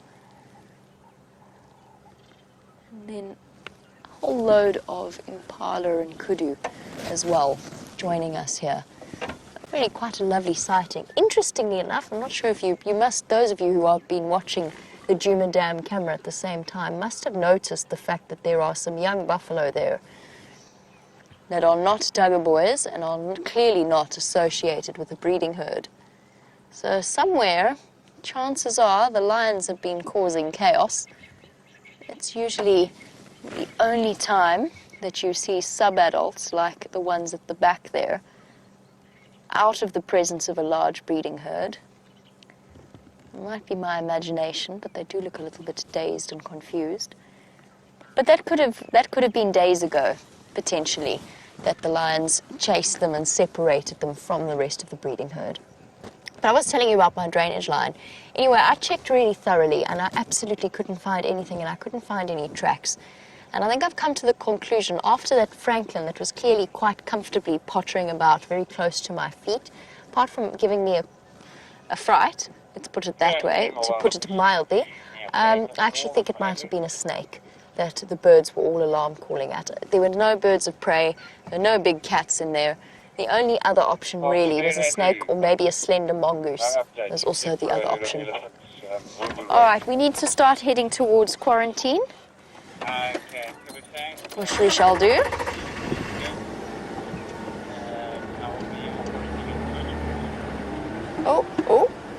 Oh, I thought that kudu male was about to get lucky there. Sorry.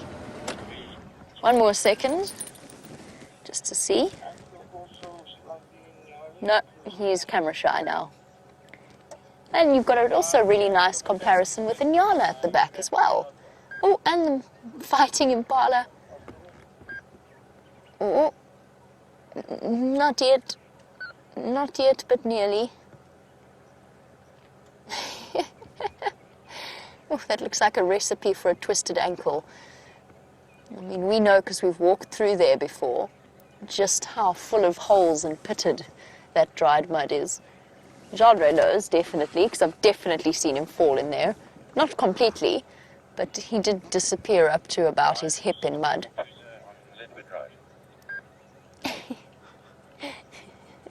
Sorry, just chuckling at the memory of that. He still held the camera perfectly still, mind you, whilst on bushwalk, which was quite thoroughly impressive. Oh, we're going to get a Fleming grimace. Are we going to get a Fleming grimace? Ah, disappointing. I thought that the kudu male was going to pull that typical face of a male that is scent testing. Obviously, he already knows that she's nearly ready. Oh, he looks so hopeful. She's just not quite there yet.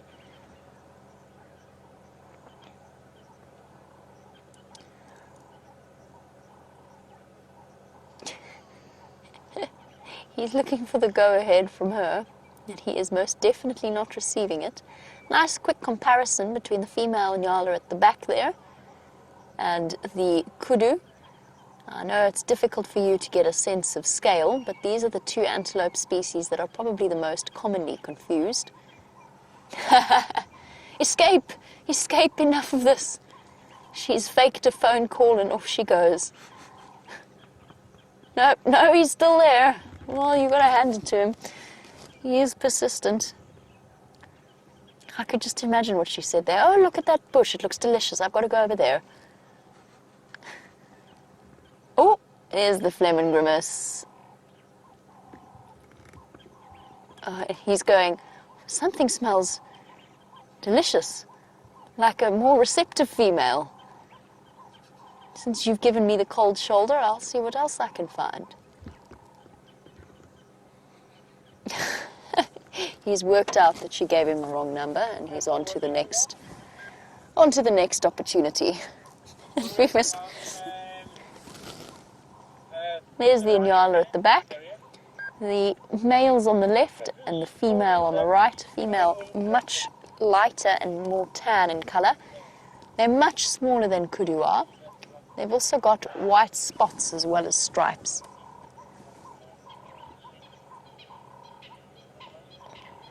All right, we do have to get moving on, I think. We have fireside chats to prepare to. You can ride on the back with me until Brent is back in better signal area, at which point he can take over. Plus, I kind of want to see what this kudu bull's up to now.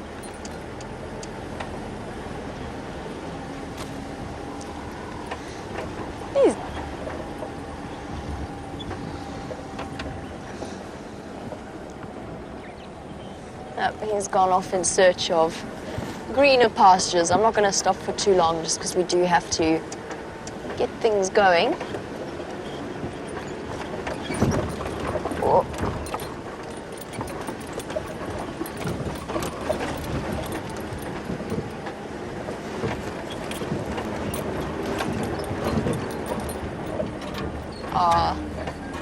I would love to stay and just watch these kudu as they walk towards us in the afternoon light.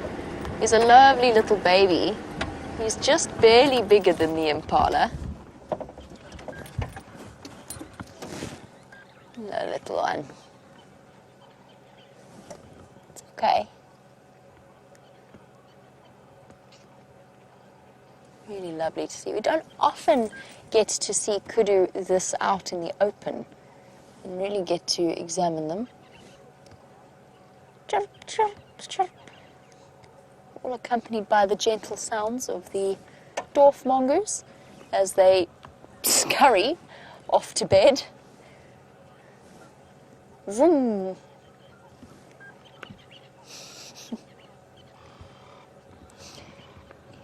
All gathering together, and calling to each other. Oh, one last morsel quickly before bed. That would be me. Everybody else has left and I'm still trying to find food. Yes, everybody else has completely left this poor little mongoose. The rest of them are all scurrying for cover.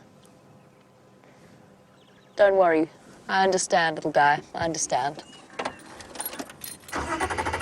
Time for us to head up to quarantine. I know that I keep saying that. What? Run, run, run! You've been left behind. It's bedtime. It's bedtime. It's getting dark and scary. Whoopsie. Scared the kudu. That was not us that scared the kudu, by the way. It was the dwarf mongoose. Obviously ran over its foot. Sorry, Impala. Can I come through? Thank you.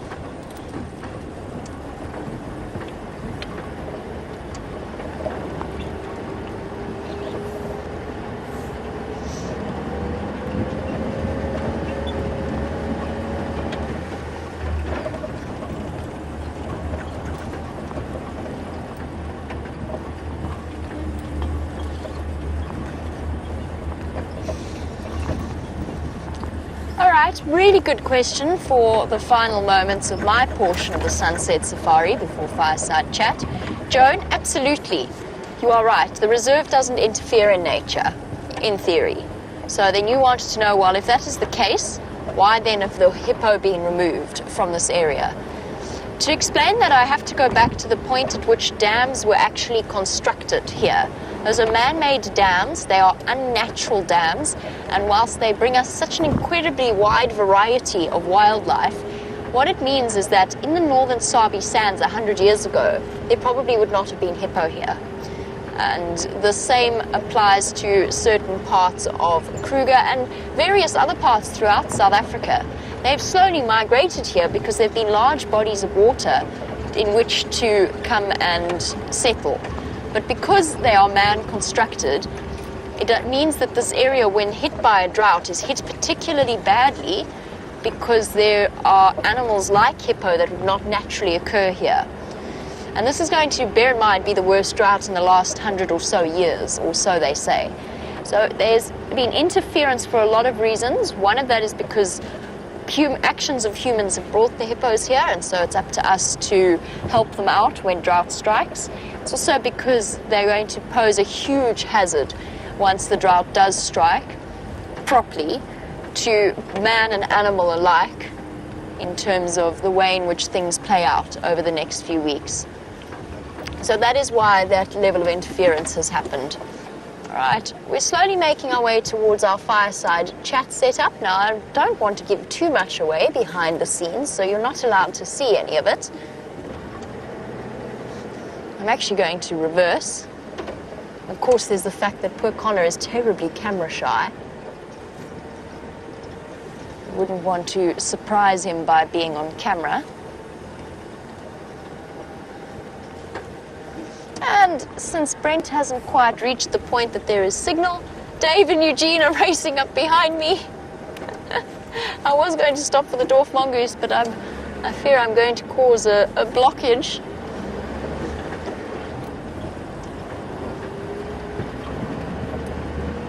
Oh, off we shall go, and we shall go on a loop around quarantine. What shall we chat about?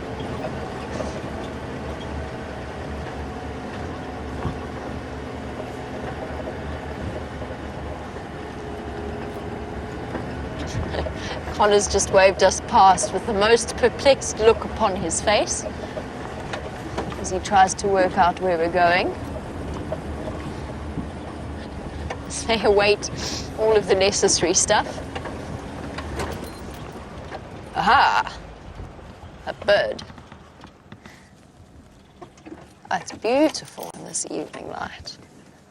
This is a magpie shrike, also known as a long-tailed shrike, and definitely one of my favorite birds out here. Probably my favorite shrike species. Maybe, maybe not. Not including the bush shrikes. I really hope Herbert makes it here as well. He's also been walking. So far, no sign of Karula. We know she's here. She's somewhere around here. And it's just a matter of something that we can follow up upon for the sunrise safari tomorrow. Okie dokie. Well, I'm going to go and help everybody out at Fireside Chat. And while I do, let's head back over to Brent for the last few moments of the sunset safari.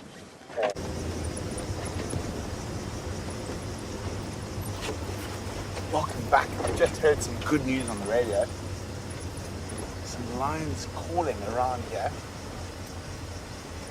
And Jamie's on her way to set up Fireside Chat, so let's try and put a cat in the bag before the end of the sunset safari. Brian.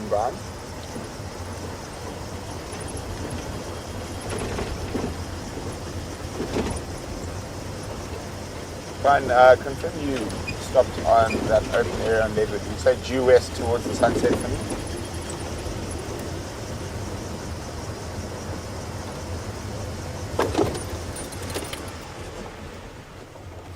Okay, we've got to listen quickly.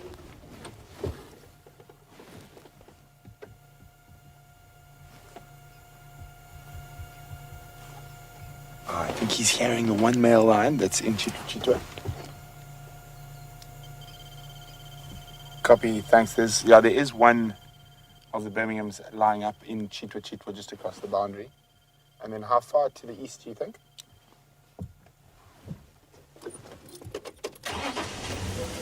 Lions.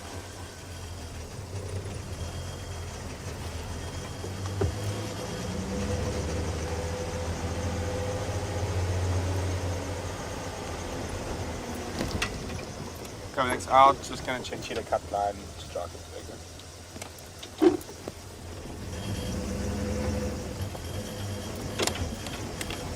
Okay, so I think it's probably the mating pair. And there's that one male, I think that's the one we had yesterday. We had the limpy leg and the mating pair were around this area here.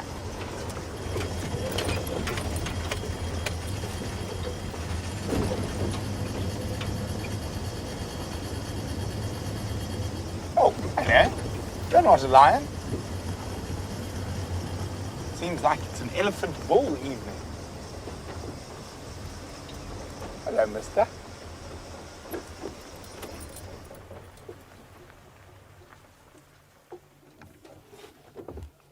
Young bull. Late 20s. And so quiet as he walks across the short grass. Watch his trunk. He's also trailing possibly a breeding herd, possibly another bull.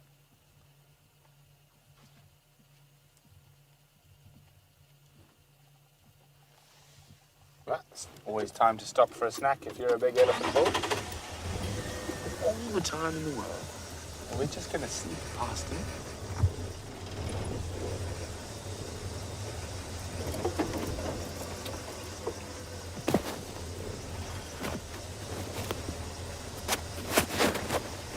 Gonna sneak past this elephant. Bye-bye, big boy.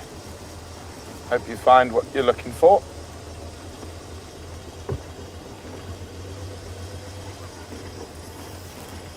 So many awesome elephant bulls this evening.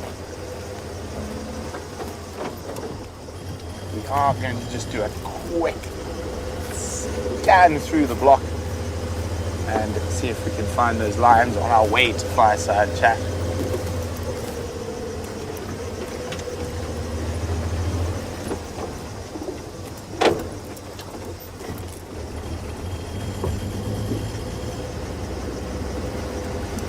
dropped quite a bit.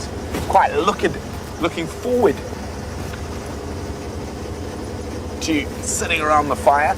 Also, it's going to be lovely. I think we're going to have a lovely setting tonight. The sun sets behind us, and you get that beautiful sky behind us. And remember, the themes or the things we're going to be focusing on Fireside Chat for your questions this evening are the African wildcat, just the general leopard cub update, because we saw in Canyon, so we'll have that, and what's happening with the hyenas on Djuma at the moment.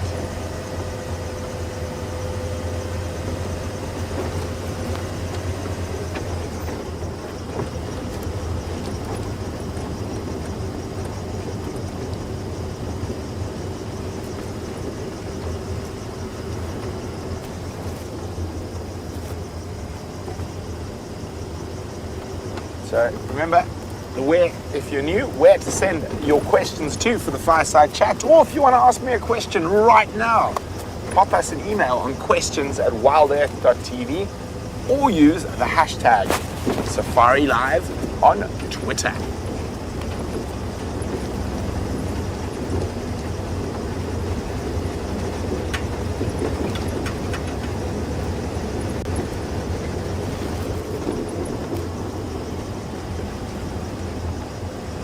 So it'll be very interesting if we manage to find the honeymoon couple, young Nkahuma lioness. So I'm pretty certain this will be her first mating, and that Birmingham, either right now or more than likely on tomorrow's sunrise safari, and to see if that mating is escalated. They were mating very infrequently, which leads me to believe it was probably quite new, and the chances are, as they go further and further, there'll be more mating. This could, however, be a false estrus from the female because she is so young.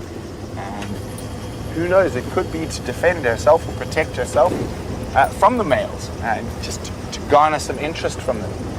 But I think, if I remember correctly, she's probably just over 3 years old now, maybe a little bit younger, so she could possibly mate at this age. And won't it be wonderful when we've got lots of little lion cubs running around again? Speaking of little lion cubs, I heard the best news today from one of the other rangers, is that they found that the next Styx lioness has given birth another 4 cubs. So there are 8 Styx cubs now, which is really exciting news. And hopefully they decide to pay us a visit shortly. I'd love to catch up with some little bundles of lion joy.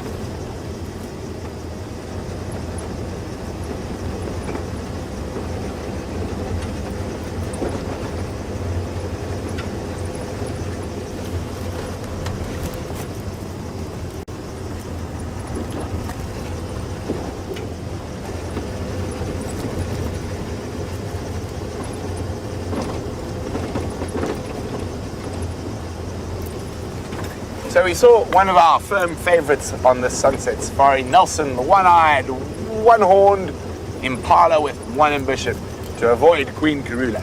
Now, Catherine is wondering, would impala herds accept stragglers like Nelson, or is he destined to a life of loneliness? Well, Catherine, they most certainly would. At this time of the year, it's unlikely that he's going to be accepted into any herd that has females, but he would definitely be accepted into a bachelor group. And then once the rutting season and the mating is over, he would definitely be able to hang around with a big herd of impala. So he more than likely got that injury in last year's rut. So he probably lost his eye and his horn fighting for the rights to breed with females. And wouldn't it be amazing to know how many he sired before he got popped off the pedestal, or if he ever even made it to the pedestal in the first place?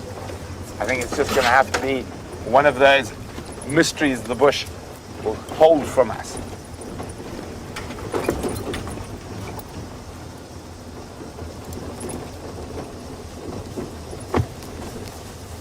So we're going to maneuver now towards quarantine. There's a chance those lions were in this general area. I think they might be possibly a bit further to our north. But fingers crossed, you never know.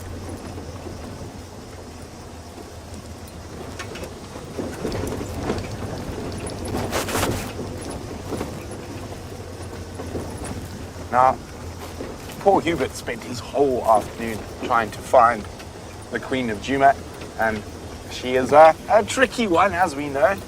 But the last tracks were around Voyatella Lodge and Gallagher Lodge, so keep an eye on that Djuma dam cam this evening.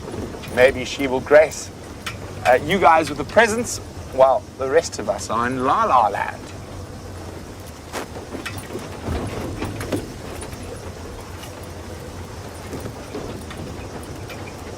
And I did keep an eye out for a nearly impossible tree, but you guys are getting so good, it's making finding a nearly impossible tree harder and harder. But I will definitely be keeping a watch out over the coming week. There's got to be one or two more trees that will get that grey matter turning.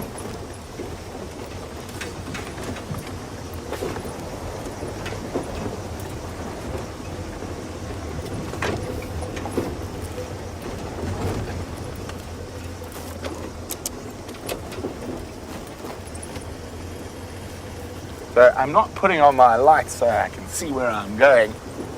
I'm putting on my lights in case there's a track of a lion or a leopard.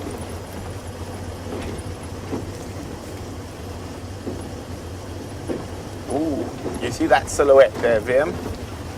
I think that's a good one. Who's got their screenshot fingers ready? I might have to pick up my camera at the same time. Let's try get into the best possible spot for it. Oh, I think it might have been a bit further back.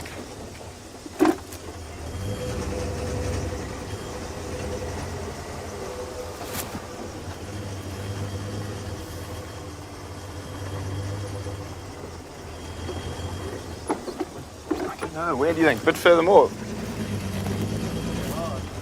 It's going to be a difficult one, but I think it might be worth it. Or maybe, no, I think it's going to be forward. But this is going to be our last little. There. Oh, he's behind the stump. A little bit more, a little bit more. Actually, I think we're going to have to go for further forward. So have you got your screenshot fingers ready? Come on, come on. Is he going to clear the tree? We'll show you what it is. It's just not working for us this evening. It's a vulture. There, actually, no, there it is. That's the one. What do you think, Vim? A vulture silhouetted against the skyline. The babblers are laughing at our weak attempt at finding the perfect silhouette. But there he is. White-backed vulture, settled in for the evening. And we're going to have to keep moving towards quarantine. We don't want to be late for fireside chat now, do we?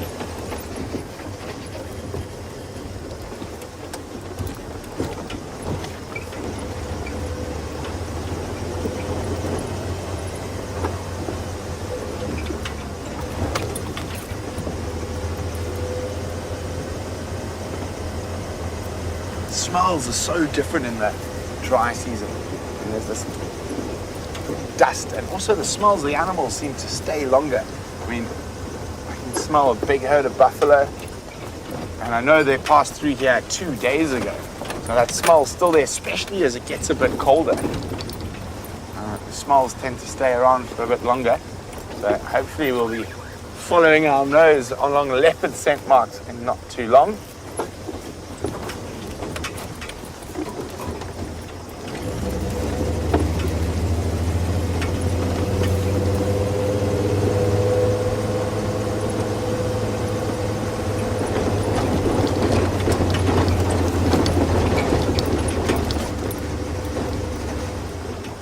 And it's been such an interesting week, and I can't wait for the next one to begin. And hopefully it'll be full of cats, because this last week we had the cats, but I would not say it was full of cats. We had to work quite hard.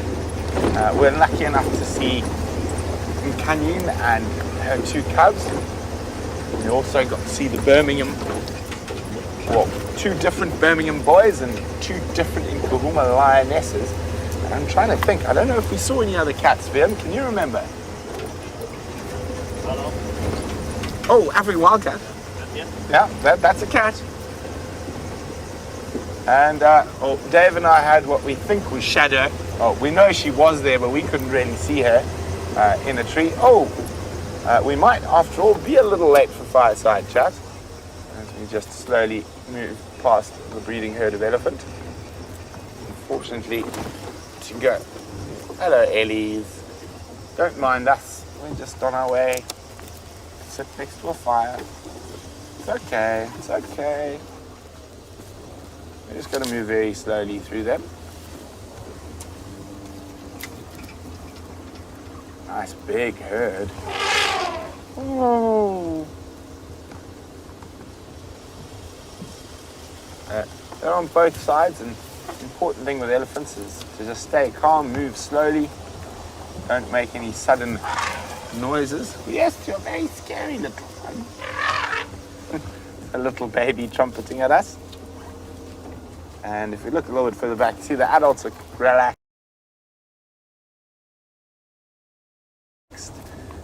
flapping their ears, feeding away. So we're not actually disturbing them. It's the little ones showing us how big and tough they are. Oh, all the dust from the elephants. And it looks like we are through. Maybe we won't be late.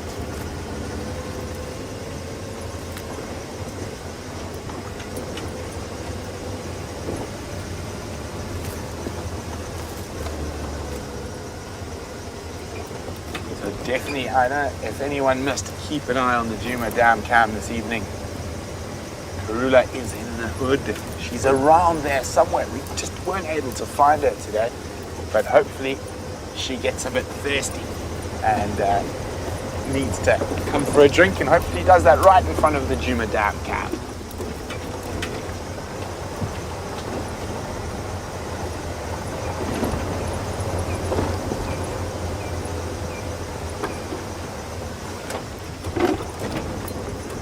So we're about 2 minutes away from the fireside chat. Vim, are we going to be late? Are we going to be in trouble? What do you think, Vim? Find a lion or leopard. Yes, Be in trouble. that's it. I agree with Vim. If we find a lion or the leopard before we get to the fireside chat, we'll happily be in trouble.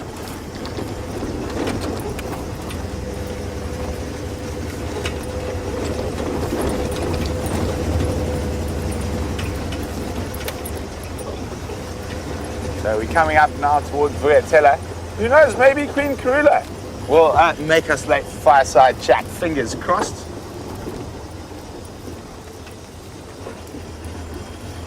Sorry, I thought I heard something there.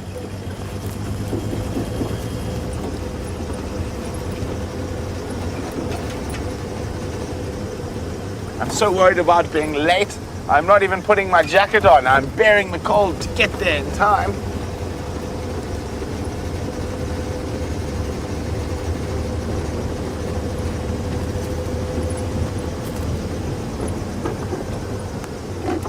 So I think we might just make it. We might not be in trouble this time. I've been in trouble a few times for being late for fireside chats. But sometimes the African bush has its own plans for you, and sometimes those involve lions and leopards. But it doesn't seem like it's happening just yet this Sunday night. So let's jump across to Jamie, who's probably a lot warmer than me, sitting next to the fire at Fireside Chat.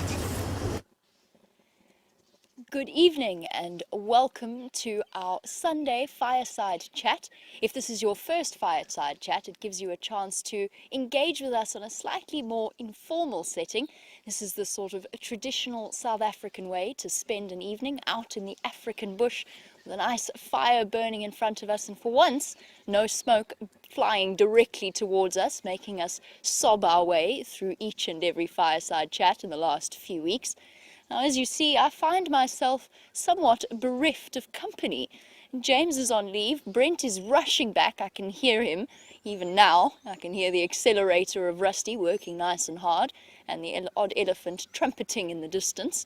And just to let you know that Sam is also now on leave. He's been working incredibly hard for his first work cycle and joining us for the first time, and such a wonderful and valued member of the team that he is.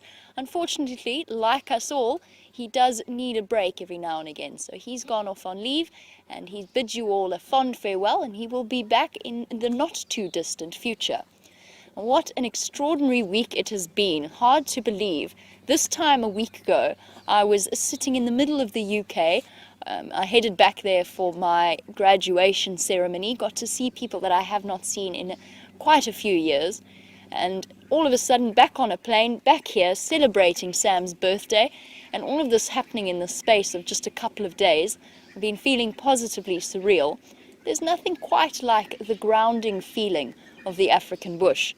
Now, naturally, the first thing that I wanted to do was to head back across towards the hyena den and figure out exactly how things were going there and how the cubs have grown. You know that it's one of my happy places, and the smoke is coming. It's coming closer and closer. It's a toss-up now. It's whether or not it's going to blow towards Gendre or whether or not it's going to come towards myself. But yes, it's been an incredible week, and the silence of a winter's evening in the bush is truly spectacular. We've got the wide open skies, we've got the prospect of a full moon rise coming up in the next few minutes, and the glorious sunset happening behind me.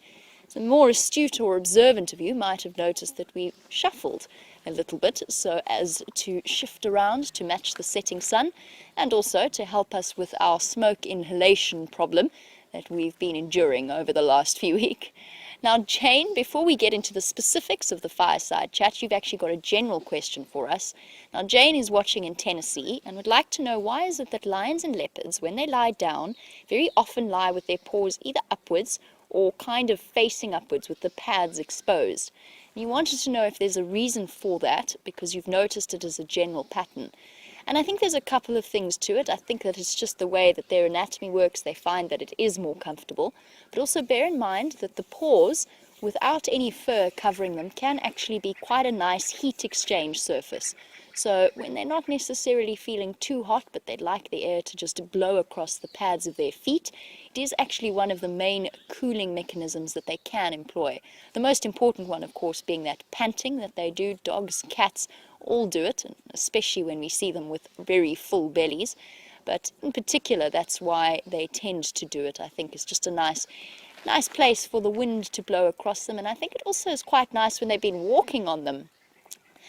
Hyenas do it as well, and I mentioned that I went across to the hyena den as soon as I got back to Djuma, just to see how the little ones were doing and to see if they were still around.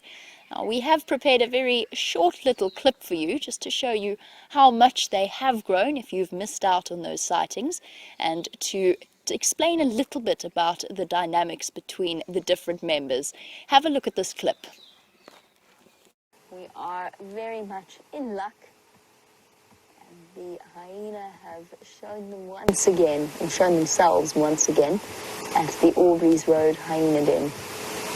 It's hard to believe that these are the same little monsters that we saw a couple of months ago, tiny, uncoordinated, without any spots, and dark brown in color and wrinkly, with skin that seemed much too large for their bodies, and those weak back limbs that sent them tumbling.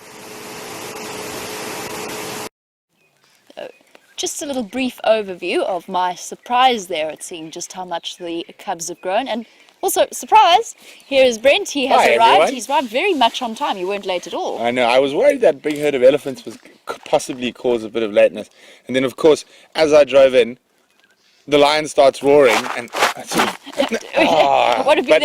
I'm back here, so I'm with you guys on Fireside Chat now. Thank you for not leaving me all on my own. I know, I was tempted. Would have been quite distressed. We were just chatting a little bit about the hyenas at the hyena den at Aubrey's Road. Everybody told me they'd moved. I was quite Do we get disappointed. hyenas here? I'm not sure if you've ever met them. There's a whole clan, and they have names. Do they? Yes.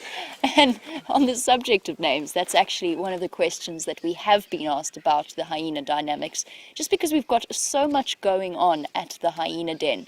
We've started watching this particular set of cubs from basically from their first emergence from the den up until now, where they're between 5 and 7 months old and absolutely full of nonsense, very full of curiosity. And they've really given us a fantastic perspective into the dynamics of a hyena clan, because of course within a hyena clan they aren't necessarily, it's not really like an elephant herd where everybody's related and the older females take the lead. They've actually got several what are known as matrilineal lines, in terms of you've got females and her offspring, maybe her sisters as well being part, and then a separate group of females, and they're all part of the same clan, but they have different hierarchies.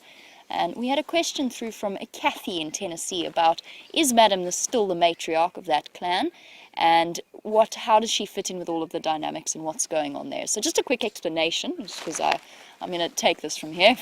No, go for it. Right. Just in terms of the current dynamics that we've witnessed, yes, she is still the matriarch. As far as we can tell, her reaction, every single hyena is submissive to her, and every single hyena is submissive to her cubs. Her current set of cubs, the January twins, are still there. Now, you wanted to know, Kathy, about her offspring, just because you've lost track. We think Corky and Pretty are also related to her. They're certainly high-ranking individuals, and they demonstrate that in their reactions to other hyenas, but they are still submissive to her youngest set of cubs. How that means they're related to her, they could be sisters, they could be oldest daughters. I did notice that Corky's actually taller than Madam, but Madam is just probably one of the stockiest hyenas I've ever seen. She's built, she's huge. So that's a quick rundown. Madam's also got a cub known as Bella, who's now not actually a cub, she's a sub-adult of sorts. He is a sub-adult, into Bella for short. And he, as a clan male, but as a male of the matriarch, has an interesting little slot that he fits into, and I think he might be sticking around. Again. Those lions calling there and there. Oh, how wonderful.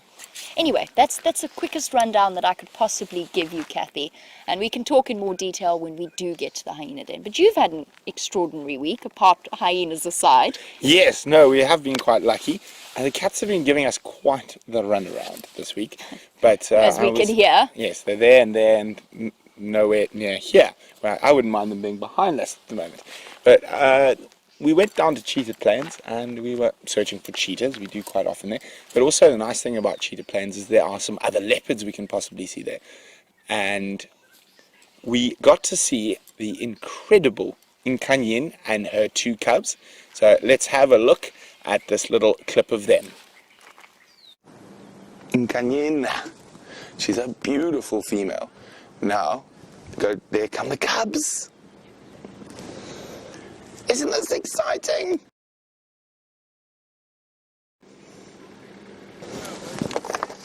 Look at that, isn't that wonderful? We're just going to keep still. She is moving towards us. And look at those little round rotund bellies. Obviously Nkanyin's been keeping them well fed.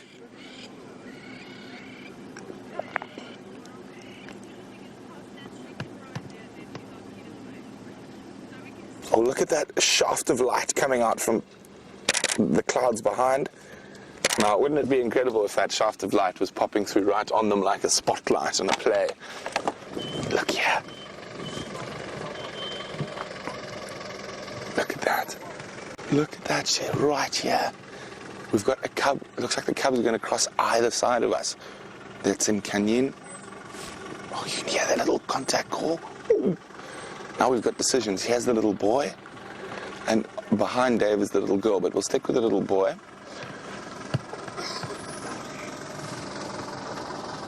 Absolutely magic.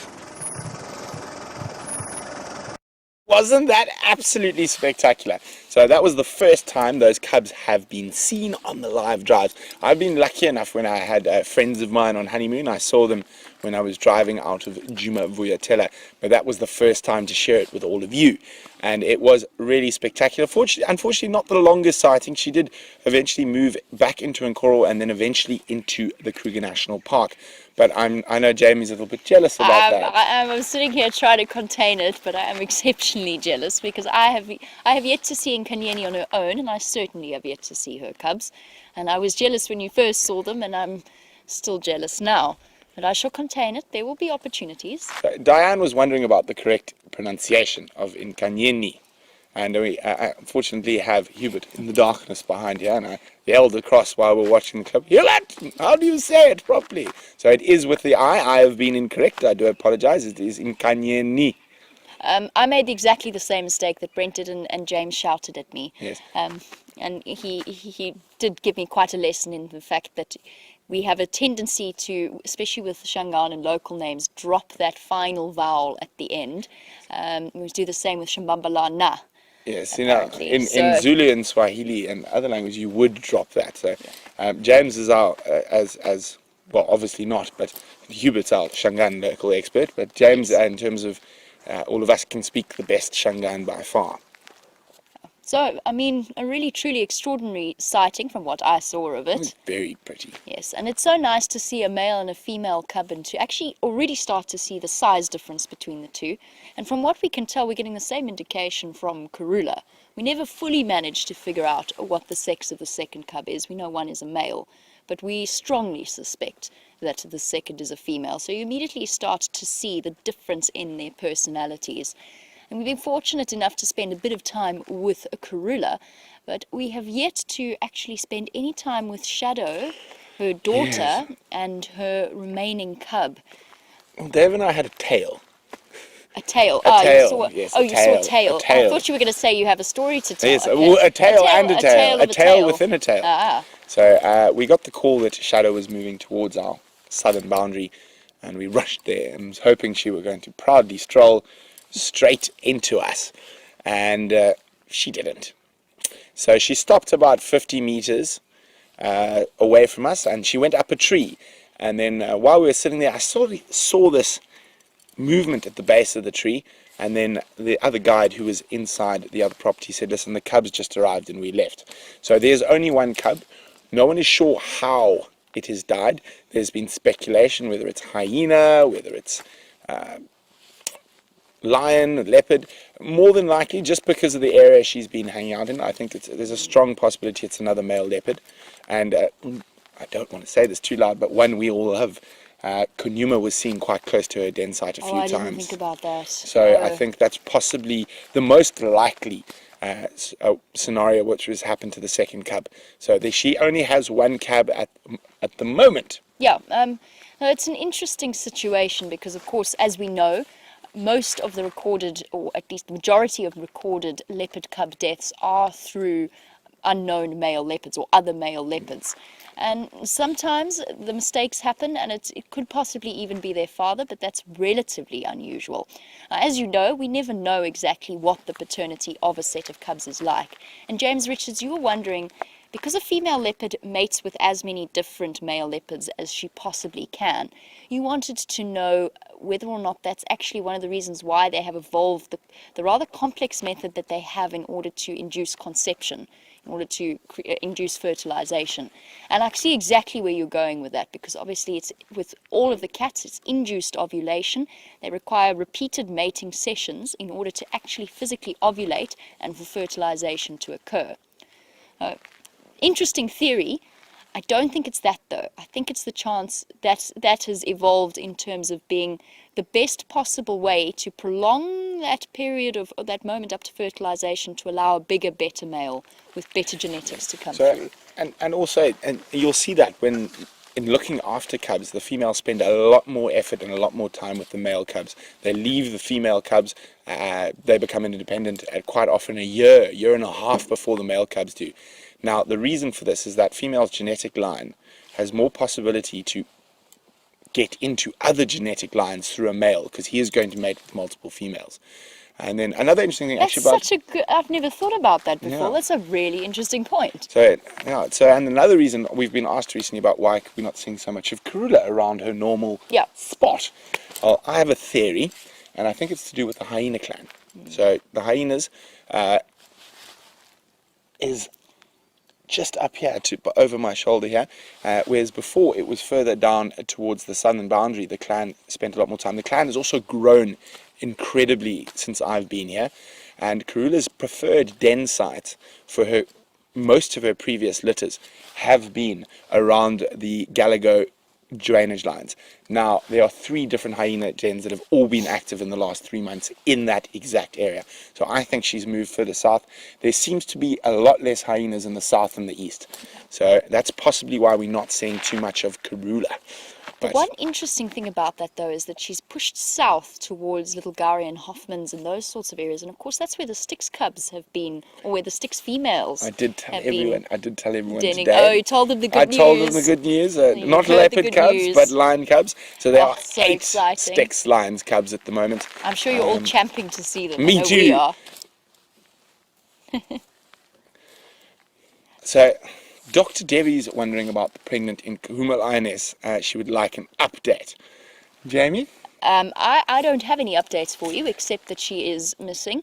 It did occur to me whilst following alarm calls in a very thick drainage line this afternoon that she might possibly be there waiting to alert me to her presence. I knew it was unlikely, but the thought did flit across my brain at one point, especially when a francolin shot up from the grass right beneath my feet. You know that moment? Yes. Yeah, exactly. Well, Dr. Debbie, I know she spent quite a bit of time hanging around the drainage line out of Buffalo's Hook Dam. Although, since I've been back, I haven't seen all 5 Nkuhumas together, but they have been seen together to the west of us. So I'm not so sure. I would really like to see them, and I'm not going to try speculate till we can actually see them. Until we do. Yeah, so we'll let you Absolutely. know as soon as we do get that. So many exciting prospects. And then, of course, we've got the fact that we're going into winter, honey badger sightings this week, and then, of course, the highlight of my week, which was a very special wildcat sighting from this morning, just to return the jealousy. Very jealous. What we found?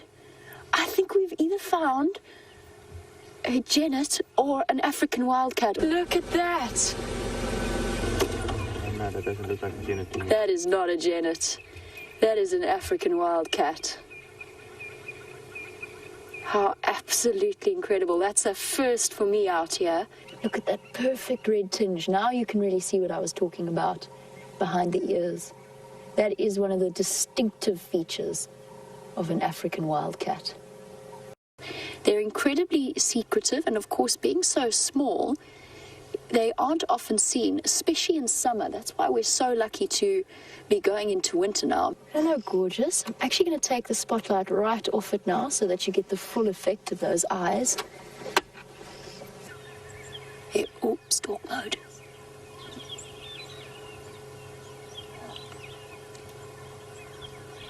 Yeah, there's a huge breeding herd crossing to Sydney's. Oh, there he goes. I cannot stress enough for new viewers how rare this sighting is. Oh, look at that.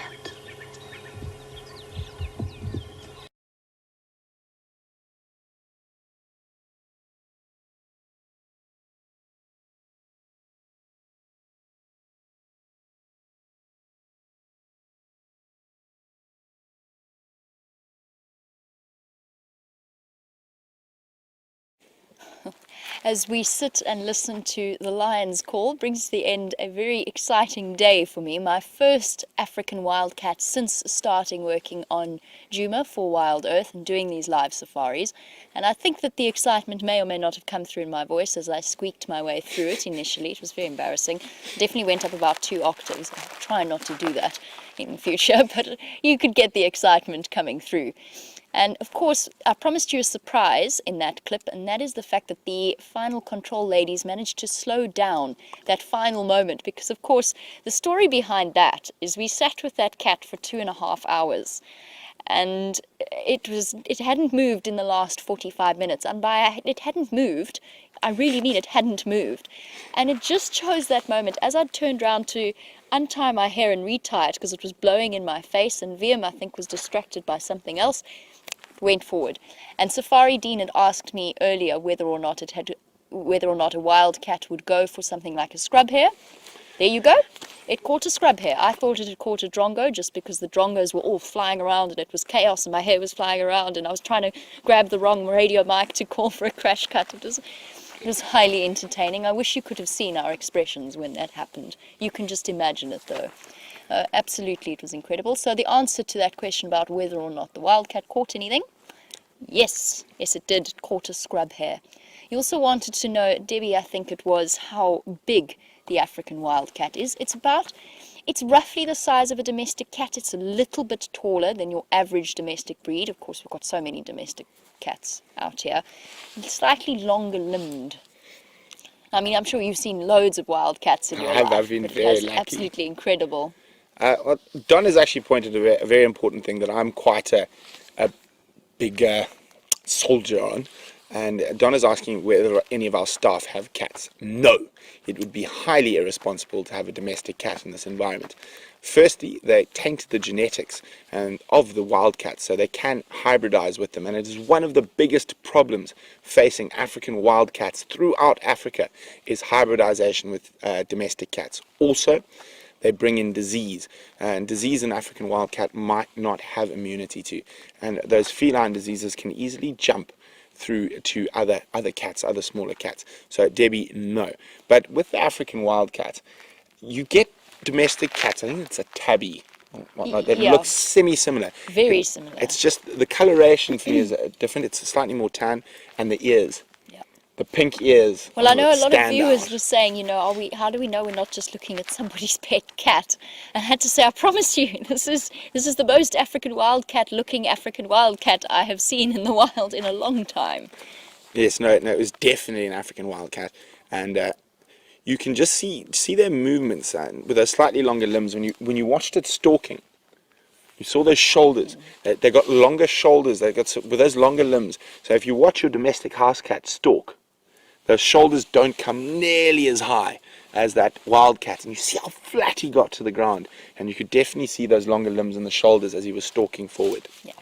And then, of course, there's also the fact that we're very fond of the birds that visit our gardens. Yes. And I don't think we'd appreciate a cat coming in and removing any of the birds from the trees. Not only the birds, domestic house cats are responsible for 80% of the avian extinctions in the last 100 years. So if you do choose to keep a domestic house cat, please put a bell on it.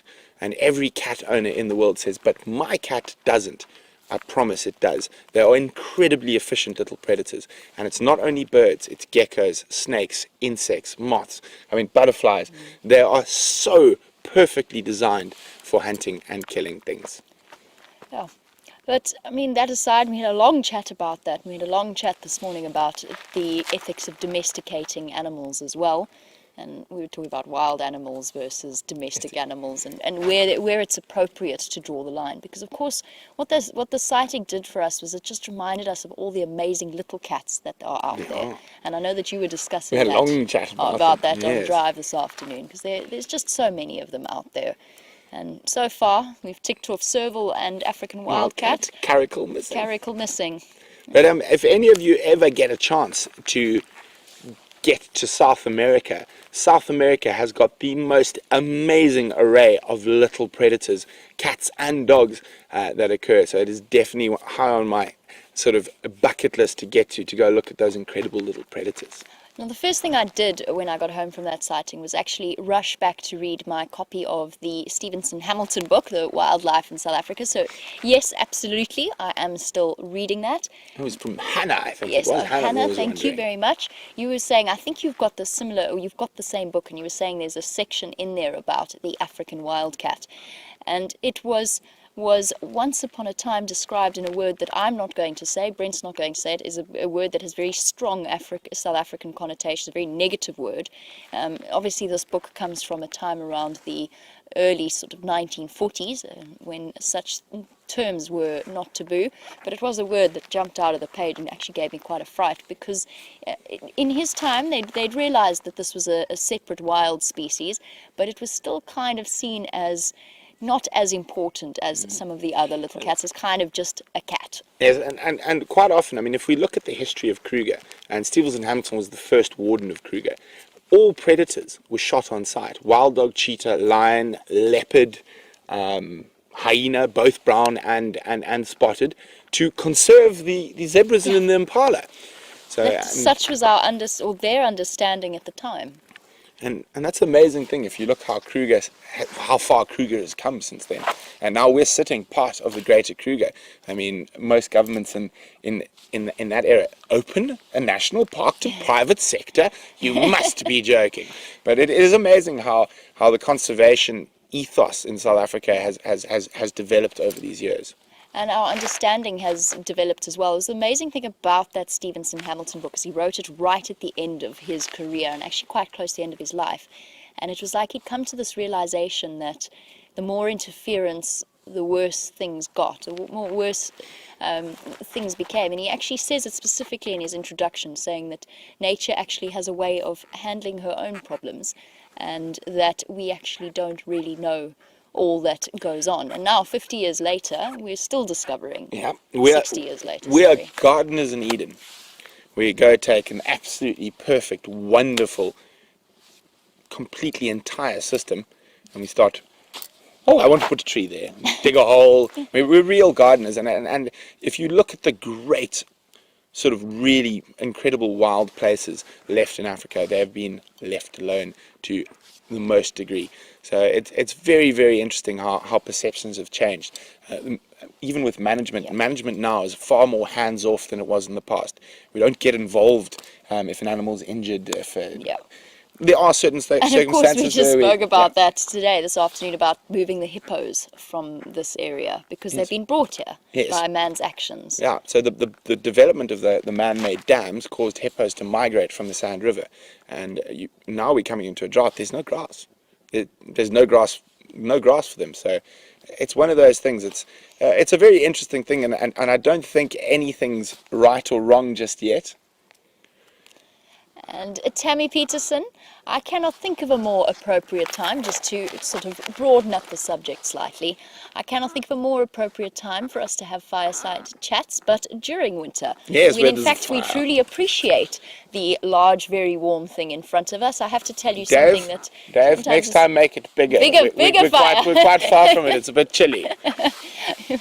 In summer, when it's sort of 35 degrees or close to 100 degrees Fahrenheit still after dark, and you're sitting there thinking, I don't quite like to get as far back from this burning thing as possible. Yes, we will be having fireside chats. We're not guaranteeing them every single week. But when we've got something interesting like the wildcat in Canyon to chat about. A little bit of a surprise every now and again. And the same goes for our Facebook Live appearances after Drive. Yes. Those will be roughly every 2 or 3 times a week. Just depending. Yeah. So guys, in case you joined a little bit late and wondering where Sam is, he is off on leave. So don't worry. He'll be back in a few weeks. Yes. And of course, James will be coming back at the end of the week. James Richards has raised a very valid point. I'm sorry, I can't play the guitar and I can't sing at all. You don't want me to sing. You really don't want either of us to sing. And James Richards, you were wondering, could I not have played the flute? I somehow felt that a little bit of subtle Vivaldi, whilst around the campfire, didn't have the true South African theme. But I'm working on it, James. I'm working on it. I promise. At some point, I will have my arm twisted into it. Thank you to all of the cameramen, not just from us, but also from all of the viewers who I think really appreciate the hard work that our fantastic, and the talent that our fantastic cameramen do have. That is very, very true. And most especially, thank you to you all. Yeah, thanks for watching. And since you don't have a song, I'm going to have to leap across the fire. Oh my word, I was terrified there for a second. Okay, here we go. Bye! Bye-bye. Have a wonderful day.